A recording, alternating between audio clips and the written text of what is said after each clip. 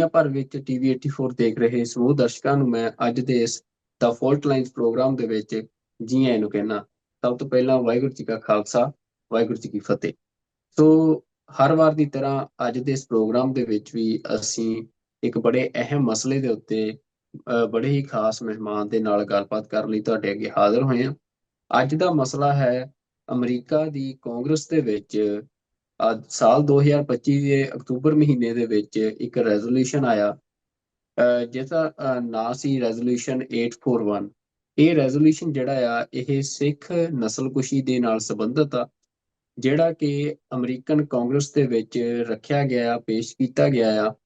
ਜਿਸ ਰੈਜ਼ੋਲੂਸ਼ਨ ਦੇ ਵਿੱਚ ਇਹ ਮੰਗ ਕੀਤੀ ਗਈ ਹੈ ਕਿ ਜਿਹੜੀ ਸਿੱਖਾਂ ਦਾ ਕਤਲੇਆਮ 1984 ਦੇ ਵਿੱਚ ਭਾਰਤ ਦੇ ਵਿੱਚ ਹੋਇਆ, ਉਸ ਨੂੰ ਨਸਲਕੁਸ਼ੀ ਐਲਾਨਿਆ ਜਾਵੇ, ਜੈਨੋਸਾਈਡ ਐਲਾਨਿਆ ਜਾਵੇ। ਤੇ ਇਸ ਮਸਲੇ ਦੇ ਬਾਰੇ ਜਦੋਂ ਇਹ ਰੈਜ਼ੋਲੂਸ਼ਨ ਆਇਆ ਤਾਂ ਇਸ ਤੋਂ ਬਾਅਦ ਕੁਝ ਜਿਹੜੇ ਵਿਰੋਧ ਆ ਉਹ ਵੀ ਸਾਹਮਣੇ ਆਏ, ਜਿਨ੍ਹਾਂ ਦੇ ਵਿੱਚ ਕਈ ਗੱਲਾਂ ਸਾਹਮਣੇ ਆਈਆਂ। ਜਿਹੜੇ ਵਿਰੋਧ ਕਰਨ ਵਾਲੇ ਲੋਕ ਨੇ ਉਹਨਾਂ ਦਾ ਕਹਿਣਾ ਸੀ ਕਿ ਜਿਹੜਾ ਇਹ ਰੈਜ਼ੋਲੂਸ਼ਨ ਆ ਇਹਦੀ ਸ਼ਬਦਾਵਲੀ ਤੇ ਉਹਨਾਂ ਨੇ ਇਤਰਾਜ਼ ਉਠਾਏ ਨੇ, ਨਾਲ ਹੀ ਰੈਜ਼ੋਲੂਸ਼ਨ ਦੀ ਬਲਕਿ ਭਾਵਨਾ ਤੇ ਵੀ ਉਹਨਾਂ ਨੇ ਇਤਰਾਜ਼ ਉਠਾਏ ਆ। ਕਈ ਤਰ੍ਹਾਂ ਦੀਆਂ ਗੱਲਾਂ ਕੀਤੀਆਂ ਗਈਆਂ ਕਿ ਜਿਹੜੇ ਰੈਜ਼ੋਲੂਸ਼ਨ ਆ ਇਹ ਜਿਹੜੇ ਅਮਰੀਕਾ ਦੇ ਵਿੱਚ ਆ ਕੇ ਸਿੱਖ ਵਸੇ ਨੇ ਉਹਨਾਂ ਦੀਆਂ ਡੈਪੋਟੇਸ਼ਨ ਦਾ ਰਾਹ ਪੱਧਰਾ ਕਰ ਸਕਦਾ ਹੈ, ਜਾਂ ਹੋਰ ਵੀ ਇਸ ਤਰੀਕੇ ਦੀਆਂ ਕਈ ਗੱਲਾਂ ਸਾਹਮਣੇ ਆਈਆਂ। ਤਾਂ ਅੱਜ ਸਾਡੇ ਨਾਲ ਇਸ ਪ੍ਰੋਗਰਾਮ ਦੇ ਵਿੱਚ ਬਤੌਰ ਮਹਿਮਾਨ ਸ਼ਾਮਲ ਹੋ ਰਹੇ ਨੇ ਡਾਕਟਰ ਇਕਤਦਾਰ ਚੀਮਾ, ਜੋ ਕਿ ਯੂਨਾਈਟਿਡ ਨੇਸ਼ਨ ਸਟੀਅਰਿੰਗ ਕਮੇਟੀ ਦੇ ਮੈਂਬਰ ਨੇ, ਤੇ ਨਾਲ ਹੀ ਜਿਹੜੀ ਸਿੱਖ ਡਿਪਲੋਮੇਸੀ ਆ ਅਮਰੀਕਾ ਦੇ ਵਿੱਚ, ਸਿੱਖ ਕੌਕਸ ਦੀ ਡਿਪਲੋਮੇਸੀ ਆ, ਤਾਂ ਉਹਦੇ ਵਿੱਚ ਵੀ ਇੱਕ ਵੱਡਾ ਰੋਲ ਨਿਭਾਉਂਦੇ ਆ। ਤੇ ਇਸ ਰੈਜ਼ੋਲੂਸ਼ਨ ਦੇ ਵਿੱਚ ਵੀ, ਇਹਦੀ ਸਾਰੀ ਫਰੇਮਿੰਗ ਦੇ ਵਿੱਚ ਵੀ ਡਾਕਟਰ ਚੀਮਾ ਦਾ ਬਹੁਤ ਵੱਡਾ ਰੋਲ ਸੀ। ਤਾਂ ਅਸੀਂ ਅੱਜ ਦੇ ਪ੍ਰੋਗਰਾਮ ਦੇ ਵਿੱਚ ਉਹਨਾਂ ਨੂੰ ਲੈ ਕੇ ਆਏ ਹਾਂ ਤੇ ਉਹਨਾਂ ਤੋਂ ਅਸੀਂ ਜਾਣਾਂਗੇ ਜਿਹੜੇ ਲੋਕਾਂ ਦੇ ਸਵਾਲ, ਜਿਹੜੇ ਵਿਰੋਧ ਕਰਨ ਵਾਲਿਆਂ ਦੇ ਜਿਹੜੇ ਸਵਾਲ ਨੇ, ਉਹ ਉਹਨਾਂ ਦੇ ਸਾਹਮਣੇ ਰੱਖਾਂਗੇ ਕਿ ਉਹਨਾਂ ਦਾ ਇਹਨਾਂ ਸਵਾਲਾਂ ਤੇ ਕੀ ਕਹਿਣਾ ਹੈ। ਤਾਂ ਸਭ ਤੋਂ ਪਹਿਲਾਂ ਮੈਂ ਡਾਕਟਰ ਚੀਮਾ ਤੁਹਾਨੂੰ ਜੀ ਆਇਆਂ ਨੂੰ ਕਹਿੰਦਾ ਜੀ ਟੀਵੀ 84 ਤੇ। ਵਾਹਿਗੁਰੂ ਜੀ ਕਾ ਖਾਲਸਾ, ਵਾਹਿਗੁਰੂ ਜੀ ਕੀ ਫਤਿਹ। ਹਾਂਜੀ, ਵਾਹਿਗੁਰੂ ਜੀ ਕਾ ਖਾਲਸਾ, ਵਾਹਿਗੁਰੂ ਜੀ ਕੀ ਫਤਿਹ। ਤੇ ਜਿਹੜੇ ਸਾਡੇ ਮੁਸਲਮਾਨ ਵੀਰ ਭੈਣਾਂ ਸੁਣ ਰਹੇ ਆ ਉਹਨਾਂ ਨੂੰ ਅਸਲਾਮ ਅਲੈਕੁਮ। ਡਾਕਟਰ ਚੀਮਾ, ਜਿਵੇਂ ਮੈਂ ਮਤਲਬ ਆਪਣੀ ਭੂਮਿਕਾ ਦੇ ਵਿੱਚ ਇਹ ਗੱਲ ਦੱਸੀ ਆ ਕਿ ਅੱਜ ਦੀ ਜਿਹੜੀ ਸਾਡੀ ਮੁਲਾਕਾਤ ਆ ਉਹਦਾ ਮਸਲਾ ਇਹੀ ਆ ਕਿ ਰੈਜ਼ੋਲੂਸ਼ਨ 841 ਜਿਹੜਾ ਸਿੱਖ ਜੈਨੋਸਾਈਡ ਬਾਰੇ ਅਮਰੀਕਨ ਕਾਂਗਰਸ ਦੇ ਵਿੱਚ ਪੇਸ਼ ਕੀਤਾ ਗਿਆ, ਉਹਦੇ ਤੇ ਜਿਹੜੇ ਜੀ ਵਿਰੋਧ ਉੱਠ ਰਹੇ ਆ। ਤਾਂ ਸਭ ਜੀ ਤੋਂ ਪਹਿਲਾਂ ਉਹਨਾਂ ਵਿਰੋਧਾਂ ਦੇ ਵਿੱਚੋਂ ਜਿਹੜੀ ਗੱਲ ਸਾਹਮਣੇ ਆਈ ਆ ਉਹ ਇਹ ਆਈ ਕਿ ਇਹ ਜਿਹੜਾ ਰੈਜ਼ੋਲੂਸ਼ਨ ਆ, ਇਸ ਹਮ ਰੈਜ਼ੋਲੂਸ਼ਨ ਦੇ ਵਿੱਚ ਜਿਹੜੀ ਸਿੱਖ ਜੈਨੋਸਾਈਡ ਦੀ ਜਿਹੜੀ ਡੈਫੀਨੇਸ਼ਨ ਆ ਉਹਨੂੰ ਜੀ ਬੜਾ ਸੰਕੀਰਣ ਕਰ ਦਿੱਤਾ ਗਿਆ ਆ। ਹਮ ਉਹਨੂੰ ਸਿਰਫ ਜਿਹੜੇ ਇੰਦਰਾ ਗਾਂਧੀ ਦਾ ਜਿਹੜਾ ਮਰਡਰ ਆ ਉਸ ਤੋਂ ਬਾਅਦ ਹਮ ਜਿਹੜੀ ਦਿੱਲੀ ਦੇ ਵਿੱਚ 3 ਦਿਨ 1 2 3 ਨਵੰਬਰ ਨੂੰ ਜਿਹੜੀ ਵਾਇਲੈਂਸ ਕੀਤੀ ਗਈ ਸਿੱਖਾਂ ਦੇ ਖਿਲਾਫ, ਉਸੇ ਨੂੰ ਹੀ ਆਧਾਰ ਬਣਾਇਆ ਗਿਆ ਜਾਂ ਉਸੇ ਨੂੰ ਸ਼ਾਮਲ ਕੀਤਾ ਗਿਆ। ਬਲਕਿ ਦਰਬਾਰ ਸਾਹਿਬ ਦੇ ਉੱਤੇ ਜਿਹੜਾ ਪਹਿਲਾ ਇੰਡੀਅਨ ਸਟੇਟ ਨੇ ਅਟੈਕ ਕੀਤਾ ਜੂਨ ਮਹੀਨੇ ਦੇ ਵਿੱਚ, ਉਹਦਾ ਜੀ ਕੋਈ ਵੀ ਜ਼ਿਕਰ ਇਸ ਰੈਜ਼ੋਲੂਸ਼ਨ 'ਚ ਨਹੀਂ ਕੀਤਾ ਗਿਆ। ਤਾਂ ਉਹਨਾਂ ਦਾ ਹਮ ਕਹਿਣਾ ਕਿ ਜਿਹੜੀ ਸਿੱਖ ਜੈਨੋਸਾਈਡ ਹੋਈ ਆ ਉਹਨੂੰ ਛੋਟਾ ਕਰਕੇ ਇਸ ਰੈਜ਼ੋਲੂਸ਼ਨ ਦੇ ਵਿੱਚ ਮਹਿਜ਼ 3 ਦਿਨਾਂ ਦੇ ਵਿੱਚ ਸੀਮਿਤ ਕੀਤਾ ਜਾ ਰਿਹਾ। ਤਾਂ ਤੁਸੀਂ ਕੀ ਕਹਿਣਾ ਚਾਹੁੰਦੇ ਹੋ, ਜਿਹੜਾ ਇਹ ਵਿਰੋਧ ਖੜਾ ਹੋ ਰਿਹਾ ਇਹਦੇ ਬਾਰੇ ਸ਼ਬਦਾਵਲੀ ਤੇ ਖਾਸ ਤੌਰ ਤੇ? ਬਹੁਤ ਬਹੁਤ ਧੰਨਵਾਦ। ਮੈਂ ਜਿਹੜੇ ਬੰਦੇ ਥੋੜੇ ਸਾਈਕੋਲੋਜੀ ਪੜ੍ਹਦੇ ਆ ਨਾ, ਉਹਦੇ ਚ ਇੱਕ ਟਰਮ ਆ ਇਨ ਗਰੁੱਪ ਡੀਗ੍ਰੀਡੇਸ਼ਨ ਤੇ ਇਨ ਗਰੁੱਪ ਡੈਰੋਗੇਸ਼ਨ। ਉਹਦੇ ਚ ਹੁੰਦਾ ਵੀ ਜਿਹੜੇ ਬੰਦੇ ਆਪਣੀ ਆਪਣੀ ਕਮਿਊਨਿਟੀ ਦੀ ਨਿਖੇਧੀ ਕਰਨ ਦੀ, ਕਈਆਂ ਨੂੰ ਨਾ ਸਾਈਕੋਲੋਜੀਕਲੀ ਇਹ ਇੱਕ ਸਾਈਕੋਲੋਜੀਕਲ ਮਰਜ਼ ਆ ਨਫਸਿਆਤੀ ਤੌਰ ਤੇ, ਕਿ ਆਪਣੀ ਕਮਿਊਨਿਟੀ ਜਿਹੜੀ ਹੁੰਦੀ ਆ ਉਹਦੇ ਚ ਕੋਈ ਵੀ ਚੀਜ਼ ਉਸ ਕਮਿਊਨਿਟੀ ਦੀ ਚੜ੍ਹਦੀ ਕਲਾ ਲਈ ਜਾਂ ਉਸ ਕਮਿਊਨਿਟੀ ਦੇ ਕਿਸੇ ਦੁੱਖ ਦੇ ਦਰਦ ਦੇ ਮਦਾਵੇ ਲਈ ਕੀਤੀ ਜਾਵੇ ਤੇ ਉਸੇ ਕਮਿਊਨਿਟੀ ਦੇ ਲੋਕ ਉਹਦਾ ਵਿਰੋਧ ਕਰਦੇ ਆ। ਅਨਫੋਰਚੂਨੇਟਲੀ ਹੋਰ ਮੁਸਲਮਾਨ ਕਮਿਊਨਿਟੀ ਹੋਵੇ, ਹਿੰਦੂ ਕਮਿਊਨਿਟੀ ਹੋਵੇ, ਹੋਰ ਕਮਿਊਨਿਟੀਆਂ 'ਚ ਵੀ ਇਦਾਂ ਦੇ ਬੰਦੇ ਹੁੰਦੇ ਆ ਜਿਹੜੇ ਆਪਣੀ ਕਮਿਊਨਿਟੀ ਦੀ ਨਿਖੇਧੀ ਕਰਨ 'ਚ ਜਿਹੜਾ ਨਾ ਬਹੁਤ ਪ੍ਰਾਈਡ ਫੀਲ ਕਰਦੇ ਆ, ਤੇ ਕਈ ਵਾਰੀ ਜਿਹੜਾ ਉਹ ਫੈਕਟਸ ਨੂੰ ਇਗਨੋਰ ਕਰ ਦਿੰਦੇ ਆ। ਦੂਸਰਾ ਕਈ ਵਾਰੀ ਇਹ ਹੁੰਦਾ, ਕਈ ਬੰਦਿਆਂ ਦਾ ਵੀ ਪ੍ਰੋਬਲਮ ਹੁੰਦਾ ਕਿ ਉਹਨਾਂ ਨੂੰ ਨਾ ਸਟਰਕਚਰ ਦੀ ਸਮਝ ਹੁੰਦੀ ਆ ਕਿ ਚੀਜ਼ਾਂ ਕਿੱਦਾਂ ਚੱਲਦੀਆਂ ਵਾ, ਚੀਜ਼ਾਂ ਦਾ ਬੈਕਗਰਾਊਂਡ ਕੀ ਆ। ਸੋ ਨਿਖੇਧੀ ਕਰਨਾ ਬੜਾ ਸੌਖਾ ਕੰਮ ਆ, ਕਿਉਂਕਿ ਉਹਦੇ 'ਚ ਕਿਹੜਾ ਕੋਈ ਐਫਰਟ ਕਰਨੀ ਪੈਂਦੀ ਹੈ। ਜਿਹੜਾ ਕੁਛ ਨਹੀਂ ਕਰ ਸਕਦਾ ਨਿਖੇਧੀ ਤੇ ਕਰ ਹੀ ਸਕਦਾ ਨਾ। ਹੁਣ ਤੁਹਾਡੇ ਸਵਾਲਾਂ ਦੇ ਮੈਂ ਡਾਇਰੈਕਟ ਜਵਾਬ ਵਾਲੇ ਪਾਸੇ ਆਉਣਾ ਵਾ। ਪਹਿਲੀ ਗੱਲ ਜਿਹੜੀ ਤੁਸੀਂ ਕੀਤੀ ਕਿ ਇਹ ਜਿਹੜਾ ਰੈਜ਼ੋਲੂਸ਼ਨ ਆ ਇਹਨੂੰ ਸੀਮਤ ਕੀਤਾ ਗਿਆ। ਰੈਜ਼ੋਲੂਸ਼ਨ ਦਾ ਜੇ ਤੁਸੀਂ ਟੈਕਸਟ ਪੜ੍ਹੋ, ਔਰ ਫਿਰ ਮੈਂ ਬਾਅਦ 'ਚ ਇਸ ਪਾਸੇ ਵੀ ਆਵਾਂਗਾ ਕਿ ਇਸ ਰੈਜ਼ੋਲੂਸ਼ਨ ਤੱਕ ਪਹੁੰਚਣ ਲਈ ਪਿਛਲੇ 10 ਸਾਲਾਂ ਦੇ ਵਿੱਚ ਕਿੰਨੀ ਐਫਰਟ ਕਰਨੀ ਪਈ ਤੇ ਅਖੀਰ 'ਚ ਹੁਣ ਜਾ ਕੇ ਅਸੀਂ ਉਸ ਸਟੇਜ ਤੇ ਪਹੁੰਚੇ ਹਾਂ। ਇਹਦਾ ਮੈਂ ਬਾਅਦ 'ਚ ਇਸ ਪਾਸੇ ਆਉਣਾ। ਪਹਿਲੀ ਗੱਲ ਕਰ ਲਈਏ ਰੈਜ਼ੋਲੂਸ਼ਨ ਦੇ ਬਾਰੇ, ਉਹਦੇ ਟੈਕਸਟ ਦੇ ਬਾਰੇ। ਰੈਜ਼ੋਲੂਸ਼ਨ ਦਾ ਜਿਹੜਾ ਟੈਕਸਟ ਆ, ਉਹਦੇ ਜੇ ਤੁਸੀਂ ਪੂਰੀ ਰੈਜ਼ੋਲੂਸ਼ਨ ਪੜ੍ਹੋ ਤੇ ਸਭ ਤੋਂ ਪਹਿਲਾਂ ਜਿਹੜੀ ਸਭ ਤੋਂ ਵਧੀਆ ਗੱਲ ਆ ਕਿ ਅਮਰੀਕਨ ਪਾਰਲੀਮੈਂਟ, ਜਿਹੜਾ ਕੋਈ ਆਮ ਛੋਟੇ-ਮੋਟੇ ਦੇਸ਼ ਦਾ ਪਾਰਲੀਮੈਂਟ ਨਹੀਂ ਹੈਗਾ, ਦੁਨੀਆ ਦਾ ਸਭ ਤੋਂ ਸੁਪਰੀਮ ਪਾਵਰਫੁਲ ਪਾਰਲੀਮੈਂਟ ਆ, ਉਹਦੇ ਵਿੱਚ ਇੱਕ ਮਤਾ ਲਿਆਇਆ ਗਿਆ ਵਾ, ਜਿਹੜਾ ਉਹਦਾ ਪਹਿਲਾ ਹਿੱਸਾ ਵਾ, ਉਹਦੇ 'ਚ ਸਿੱਖਾਂ ਦੀਆਂ ਜਿਹੜੀਆਂ ਸੇਵਾਵਾਂ ਵਾ, ਦੁਨੀਆ ਵਾਸਤੇ ਵੀ ਅਮਰੀਕਾ ਵਾਸਤੇ ਵੀ, ਉਹਨਾਂ ਨੂੰ ਰੈਕਗਨਾਈਜ਼ ਕੀਤਾ ਗਿਆ ਕਿ ਸਿੱਖ ਇੱਥੇ ਆ ਕੇ ਕਿਸ ਤਰ੍ਹਾਂ ਵਸੇ, ਸਿੱਖਾਂ ਨੇ ਅਮਰੀਕਨ ਸੋਸਾਇਟੀ 'ਚ ਕੀ ਪੋਜ਼ਿਟਿਵ ਕੰਟਰੀਬਿਊਸ਼ਨ ਕੀਤੀ ਹੈ, ਜਿਹੜਾ ਇਟਸੈਲਫ ਇੱਕ ਬਹੁਤ ਵੱਡੀ ਰੈਕਗਨੀਸ਼ਨ ਆ ਸਿੱਖ ਕਮਿਊਨਿਟੀ, ਜਿਹਦੇ ਉੱਤੇ ਭਾਰਤ ਸਰਕਾਰ ਤੇ ਉਹਦੇ ਹੱਥ ਠੋਕੇ ਇੰਨੇ ਸਾਲਾਂ ਤੋਂ ਇੰਨੇ ਰਿਸੋਰਸਿਸ ਵਰਤ ਕੇ ਤੇ ਹਰ ਤਰ੍ਹਾਂ ਦਾ ਟ੍ਰਾਂਸਨੈਸ਼ਨਲ ਰਿਪਰੈਸ਼ਨ ਵਰਤ ਕੇ ਤੇ ਡਿਸਇਨਫੋਰਮੇਸ਼ਨ ਕੰਪੇਨਸ ਕਰਦੇ ਆਏ ਆ ਪਿਛਲਿਆਂ 3 ਦਹਾਕਿਆਂ ਤੋਂ 4 ਦਹਾਕਿਆਂ ਤੋਂ, ਕਿ ਇਹ ਤਾਂ ਟੈਰਰਿਸਟ ਆ, ਇਹ ਐਕਸਟ੍ਰੀਮਿਸਟ ਆ, ਇਹ ਦੇਸ਼ ਦਰੋਹੀ ਆ। ਇਹਨਾਂ ਦੇ ਉੱਤੇ ਕਈ ਟੈਗ ਲਾਉਣ ਦੀ ਕੋਸ਼ਿਸ਼ ਕੀਤੀ ਗਈ। ਇਸ ਰੈਜ਼ੋਲੂਸ਼ਨ ਦੇ ਸ਼ੁਰੂ 'ਚ ਹੀ ਜੇ ਉਹ ਸਿੱਖ ਕਮਿਊਨਿਟੀ ਦੀ ਜਿਹੜੀ ਅਮਰੀਕਾ 'ਚ ਵਸਦੀ ਆ, ਔਰ ਉਹਨਾਂ 'ਚ ਬਹੁਤ ਸਾਰੇ ਉਹ ਲੋਕ ਨੇ ਜਿਹੜੇ ਸਿੱਖ ਨਸਲਕੁਸ਼ੀ ਦੇ ਪੀੜਤ ਨੇ ਤੇ 80 ਦੇ ਦਹਾਕੇ ਦੇ ਵਿੱਚ ਤੇ 90 ਦੇ ਦਹਾਕੇ 'ਚ ਇੱਥੇ ਆ ਕੇ ਵਸੇ ਨੇ, ਉਸ ਕੰਟਰੀਬਿਊਸ਼ਨ ਨੂੰ ਜੇ ਅੱਜ ਅਮਰੀਕਨ ਪਾਰਲੀਮੈਂਟ ਰੈਕਗਨਾਈਜ਼ ਕਰਦੀ ਹੈ ਤੇ ਮਾਣਯੋਗ ਗੱਲ ਆ। ਹੁਣ ਆਪਾਂ ਜੈਨੋਸਾਈਡ ਸੰਬੰਧੀ ਗੱਲ ਤੇ ਆਉਂਦੇ ਆ। ਦੇਖੋ, ਜਿਹੜਾ ਆਮ ਸਧਾਰਨ ਬੰਦਾ ਹੈ ਨਾ, ਅੱਜ ਕੱਲ੍ਹ ਵੈਸੇ ਸੋਸ਼ਲ ਮੀਡੀਆ ਦਾ ਜ਼ਮਾਨਾ ਹੈ, ਹਰ ਬੰਦਾ ਜਿਹਦੇ ਹੱਥ 'ਚ ਟੈਲੀਫੋਨ ਆ ਤੇ ਕੈਮਰਾ ਤੇ ਉਹਦੇ ਹਰ ਫੋਨ 'ਚ ਹੈ ਹੀ, ਸਮਾਰਟਫੋਨ 'ਚ, ਤੇ ਕਈ ਲੋਕ ਵਿਚਾਰੇ ਵਿਹਲੇ ਆ, ਉਹਨਾਂ ਨੂੰ ਕੰਮ ਹੋਰ ਕੋਈ ਨਹੀਂ ਸਵਾਏ ਸੋਸ਼ਲ ਮੀਡੀਆ ਤੇ ਆਉਣ ਦੇ। ਕਈਆਂ ਬੰਦਿਆਂ ਦੀ ਇਹ ਤਾਂ ਬਿਜ਼ਨਸ ਵੀ ਹੈ, ਕਿਉਂਕਿ ਉਹ ਤੋਂ ਪੈਸਾ ਵਿਚਾਰ ਲੱਭ ਜਾਂਦਾ, ਉਹ ਫਾਟੀ ਇੱਕ ਵੀਡੀਓ ਜਿਹੜਾ ਬਣਾ ਕੇ ਪਾ ਦਿੰਦੇ ਆ ਤੇ ਸੁਣਨ ਵਾਲੇ ਸੁਣ ਲੈਂਦੇ ਆ। ਹੁਣ ਜੇ ਤੁਸੀਂ ਲਾਅ ਦੀ ਪਰਸਪੈਕਟਿਵ ਨਾਲ ਦੇਖੋ, ਇੰਟਰਨੈਸ਼ਨਲ ਨੋਰਮਸ ਦੇ ਪਰਸਪੈਕਟਿਵ ਨਾਲ ਵੇਖੋ, ਤੇ ਸੰਯੁਕਤ ਰਾਸ਼ਟਰ ਦਾ ਜਿਹੜਾ ਫਰੇਮਵਰਕ ਹੈ against crimes against humanity and genocide, ਜੇ ਉਹਦੀ ਡੈਫੀਨੇਸ਼ਨ ਨੂੰ ਤੁਸੀਂ ਦੇਖੋ ਤੇ ਐਟਰੋਸਿਟੀ ਕ੍ਰਾਈਮਸ, ਕ੍ਰਾਈਮ ਅਗੇਂਸਟ ਹਿਊਮੈਨਿਟੀਜ਼ ਤੇ ਜੈਨੋਸਾਈਡ, ਇਹ ਤਿੰਨੇ ਵੱਖਰੇ ਵੱਖਰੇ ਇਹਨਾਂ ਦੇ ਖੇਤਰ ਨੇ, ਇਹਨਾਂ ਦੀਆਂ ਆਪਣੀਆਂ ਆਪਣੀ ਡੈਫੀਨੇਸ਼ਨਸ ਨੇ, ਔਰ ਇਹਨਾਂ ਦੀਆਂ ਜਿਹੜੀਆਂ ਰੀਪ੍ਰੀਕਸ਼ਨਸ ਨੇ ਇਹਨਾਂ ਦੀ ਰੈਕਗਨੀਸ਼ਨਸ ਦੀਆਂ, ਉਹ ਵੀ ਡਿਫਰੈਂਟ ਨੇ। ਜੈਨੋਸਾਈਡ ਇੱਕ ਵੱਖਰੀ ਚੀਜ਼ ਆ, ਕ੍ਰਾਈਮ ਅਗੇਂਸਟ ਹਿਊਮੈਨਿਟੀ ਜਾਂ ਐਟਰੋਸਿਟੀ ਕ੍ਰਾਈਮਸ ਡਿਫਰੈਂਟ ਆ। ਹੁਣ ਜੇ ਤੁਸੀਂ ਬੀਜਨਾਸ਼ ਦੀ ਗੱਲ ਕਰਦੇ ਹੋ, ਜੈਨੋਸਾਈਡ ਦੀ ਗੱਲ ਕਰਦੇ ਹੋ ਨਾ, ਤੇ ਉਹਦੀ ਇੱਕ ਸਪੈਸੀਫਿਕ ਡੈਫੀਨੇਸ਼ਨ ਆ। ਦਰਬਾਰ ਸਾਹਿਬ ਤੇ ਹਮਲਾ ਵਿੱਚ ਕੋਈ ਸ਼ੱਕ ਨਹੀਂ ਕਿ it was a big crime against humanity, it was an atrocity crime. ਪਰ ਇਹ ਕੋਈ ਤੁਸੀਂ ਕਿਸੇ ਨਗਰ ਕੀਰਤਨ ਦੇ ਵਿੱਚ ਮਤਾ ਨਹੀਂ ਪਾਸ ਕਰ ਰਹੇ, ਜਾਂ ਇਹਦਾ ਟੈਕਸ ਜਿਹੜਾ ਨਾ ਨਗਰ ਕੀਰਤਨ ਜਾਂ ਕੋਈ ਤੁਹਾਡੇ ਆਪਣੀ ਗੈਦਰਿੰਗ 'ਚ ਨਹੀਂ ਹੋ ਰਿਹਾ। ਦੁਨੀਆ ਦੇ ਸਭ ਤੋਂ ਸੁਪਰੀਮ ਪਾਰਲੀਮੈਂਟ 'ਚ ਜਿਹੜਾ ਵੀ ਸ਼ਬਦ ਕੋਈ ਵੀ ਮੈਂਬਰ ਇੰਟਰੋਡਿਊਸ ਕਰਾਉਂਦਾ ਵਾ, ਤੇ ਉਹਨੂੰ ਇੱਕ ਇੱਕ ਚੀਜ਼, ਉਹਦੀ ਇੱਕ ਇੱਕ ਸ਼ਬਦ, ਉਹਦਾ ਕੰਟੈਕਸਟ ਵੇਖਣਾ ਪੈਂਦਾ ਵਾ। ਜਿਹੜੇ ਰਿਪਰੈਜ਼ੈਂਟੇਟਿਵ ਬੈਠੇ ਆ ਨਾ ਉੱਥੇ ਹਾਊਸ ਆਫ ਰਿਪਰੈਜ਼ੈਂਟੇਟਿਵ 'ਚ ਜਾਂ ਕਾਂਗਰਸ 'ਚ, ਉਹ ਸਿਰਫ ਸਿੱਖਾਂ ਦੇ ਨੁਮਾਇੰਦੇ ਨਹੀਂ ਹੈਗੇ, ਉਹਨਾਂ ਦੇ ਇੰਡੀਅਨ ਵੀ ਕਨਸਟੀਟੂਐਂਟਸ ਨੇ, ਉਹਨਾਂ ਦੇ ਹੋਰ ਜਨਰਿਕ ਕਨਸਟੀਟੂਐਂਟਸ ਵੀ ਨੇ, ਤੇ ਸਿੱਖ ਵੀ ਕਨਸਟੀਟੂਐਂਟਸ ਨੇ। ਤੇ ਫਿਰ ਉਸ ਤੋਂ ਵੱਖ ਇਹ ਆ ਕਿ ਵਿਕੀਪੀਡੀਆ, ਇਨਸਾਈਕਲੋਪੀਡੀਆ ਹੋ ਗਿਆ, AI ਟੂਲਸ ਹੋ ਗਏ, ਡਿਸਇਨਫੋਰਮੇਸ਼ਨ ਕੈਂਪੇਨਸ ਹੋ ਗਈਆਂ, ਉਹਨਾਂ 'ਚ ਇੰਨਾ ਕੁਝ ਪਿਆ ਵਾ ਸਾਡੇ ਸਾਰੇ ਸੰਘਰਸ਼ ਦੇ ਬਾਰੇ। ਔਰ ਫਿਰ ਜਿਹੜੀ ਇੰਟਰਨੈਸ਼ਨਲ ਡੈਫੀਨੇਸ਼ਨ ਹੈ ਜੈਨੋਸਾਈਡ ਦੀ, ਐਟਰੋਸਿਟੀ ਕ੍ਰਾਈਮ ਦੀ, ਉਹ ਵੱਖ-ਵੱਖ ਆ। ਸੋ ਇਸ ਵਾਸਤੇ ਇਹ ਜਿਹੜਾ ਪ੍ਰਚਾਰ ਆ ਕਿ ਜੀ ਦਰਬਾਰ ਸਾਹਿਬ ਨੂੰ ਕੱਢ ਦਿੱਤਾ, ਕਿ ਇਦਾਂ ਦੀ ਕੋਈ ਗੱਲ ਨਹੀਂ ਹੈਗੀ। ਅਸੀਂ ਕਾਂਗਰਸ ਦੇ ਵਿੱਚ ਅਮਰੀਕਨ ਸਿੱਖ ਕਾਕਸ ਨੇ, ਮੇਰੀ ਰਿਕਾਰਡ ਤੇ ਪਈਆਂ ਸਾਰੀਆਂ ਪ੍ਰੈਜ਼ੈਂਟੇਸ਼ਨ ਤੁਸੀਂ ਉਹ ਚੱਕ ਕੇ ਦੇਖ ਲਓ, ਉਹਨਾਂ ਸਾਰੀਆਂ 'ਚ ਮੇਰੀ ਪ੍ਰੈਜ਼ੈਂਟੇਸ਼ਨ ਸਿੱਖ ਜੈਨੋਸਾਈਡ ਤੋਂ ਹਮੇਸ਼ਾ ਦਰਬਾਰ ਸਾਹਿਬ ਤੋਂ ਵੀ ਬਹੁਤ ਪਹਿਲਾਂ, ਭਾਵੇਂ ਉਹ ਧਾਰਾ 5 ਹੋਵੇ, ਮੇਰੀ ਜਿਹੜੀ report United States commission on international religious freedom ਨੇ ਛਾਪੀ ਸੀਗੀ 2016 'ਚ, ਮੈਂ ਤਾਂ ਉਹ 47 ਤੋਂ ਔਨਵਰਡ ਉਹਦਾ ਪ੍ਰੋਪੋਗੇਟ ਕਰਦਾ ਹਾਂ। ਪਰ ਜਿਵੇਂ ਤੁਸੀਂ ਹੁਣ ਇੱਕ ਰੈਜ਼ੋਲੂਸ਼ਨ ਲਿਆਉਣਾ ਵਾ, ਉਹਦੇ 'ਚ ਤੁਹਾਡਾ ਜਿਹੜੇ ਰਿਪਰੈਜ਼ੈਂਟੇਟਿਵ ਇੰਟਰੋਡਿਊਸ ਕਰਾ ਰਹੇ ਆ, ਉਹਨਾਂ ਨੇ ਇੰਟਰਨੈਸ਼ਨਲ ਨੋਰਮਸ ਔਰ ਲਾਅਸ ਦੇ ਮੁਤਾਬਕ ਹੀ ਉਸ ਰੈਜ਼ੋਲੂਸ਼ਨ ਨੂੰ ਡਰਾਫਟ ਕਰਨਾ ਹੁੰਦਾ ਵਾ। ਸੋ ਦਰਬਾਰ ਸਾਹਿਬ ਤੇ ਹਮਲਾ no doubt is a crime against humanity, it's atrocity crimes against the Sikhs। ਪਰ ਜਿਹੜਾ ਜੈਨੋਸਾਈਡ ਦੀ ਗੱਲ ਆ, ਉਹ ਨਵੰਬਰ 84 ਤੋਂ ਔਨਵਰਡ ਚੱਲਦੀ ਹੈ। ਮੈਂ ਤਾਂ ਸੁੱਖ ਇਹ ਦੱਸਾਂ ਕਿ ਇਹ ਕੰਮ ਸੌਖਾ ਨਹੀਂਗਾ, ਇਸ ਸਟੇਜ ਤੱਕ ਆਉਣਾ 10 ਸਾਲ ਲੱਗੇ ਆ, 10-11 ਸਾਲ ਲੱਗੇ ਆ ਇਸ ਸਟੇਜ ਤੱਕ ਪਹੁੰਚਦੇ ਆ। ਜਦੋਂ ਕਦੇ ਅਸੀਂ ਸਿੱਖ ਜੈਨੋਸਾਈਡ ਦੀ ਗੱਲ ਕਰਦੇ ਸੀ ਨਾ, ਜਦੋਂ ਅਮਰੀਕਨ ਸਿੱਖ ਕਾਕਸ ਬਣਿਆ, ਇਹ ਹੋਰ ਗੱਲ ਹੈ, ਕਈ ਬੰਦੇ ਕਹਿੰਦੇ ਸੀ ਸਿੱਖ ਕਾਕਸ ਬਣਾਇਆ ਇਸ ਵਾਸਤੇ ਗਿਆ ਕਿ ਸਿੱਖਾਂ ਦੀ ਨਸਲਕੁਸ਼ੀ ਤੇ ਜੈਨੋਸਾਈਡ ਦੀ ਗੱਲ ਹੀ ਨਾ ਚੱਲੇ। ਇਹਦੇ ਬਿਲਕੁਲ ਉਲਟ ਇਹ ਆ ਕਿ 2015 ਚ ਤੁਸੀਂ ਜਾ ਕੇ YouTube ਤੇ ਉਹ ਪੂਰੀ ਦੀ ਪੂਰੀ 1.5 ਘੰਟੇ ਦੀ ਪ੍ਰੈਜੈਂਟੇਸ਼ਨ ਪਈ ਆ।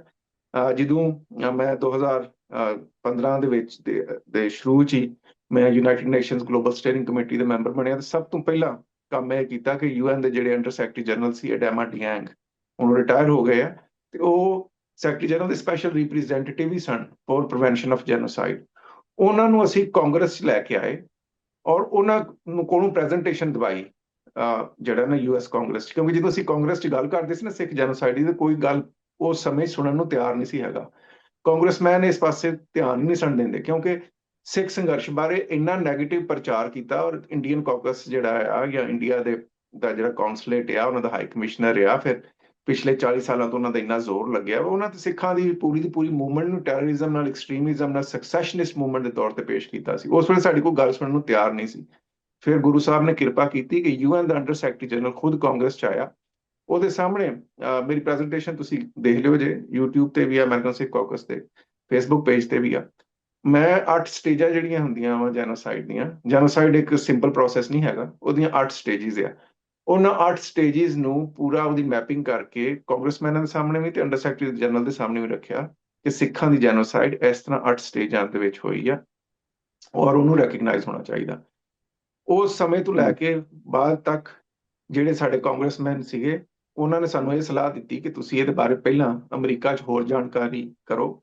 ਕਾਂਗਰਸ 'ਚ ਇਹ ਮਤਾ ਆਉਣ ਤੋਂ ਪਹਿਲਾਂ ਤੁਹਾਨੂੰ ਜਿਹੜਾ ਹੈ ਲੋਕਲ ਸਟੇਟਸ ਦੇ ਵਿੱਚ ਇਹ ਮਤੇ ਲਿਆਉਣੇ ਪੈਣਗੇ, ਜਿਹੜੀਆਂ ਅਮਰੀਕਾ ਦੀਆਂ ਸਟੇਟਸ ਆ, ਜੇ ਸਟੇਟ ਅਸੈਂਬਲੀਆਂ ਜਾਂ ਸਟੇਟ ਸੈਨੇਟ ਇਹਨੂੰ ਰੈਕਗਨਾਈਜ਼ ਕਰਦੇ ਨੇ, ਤੇ ਉਹਦੇ ਬਾਅਦ ਸਾਡੇ ਲਈ ਆਸਾਨ ਹੋ ਜਾਏਗਾ ਕਿ ਅਸੀਂ ਇਹਨੂੰ ਜਿਹੜਾ ਵਾ ਉਹ ਲੈ ਕੇ ਆਵਾਂਗੇ US ਜਿਹੜੀ ਮੇਨ ਸੰਸਦ ਆ, ਜਿਹੜਾ US ਕਾਂਗਰਸ ਹੈ, ਹਾਊਸ ਆਫ ਰਿਪਰੈਜ਼ੈਂਟੇਟਿਵ ਆ।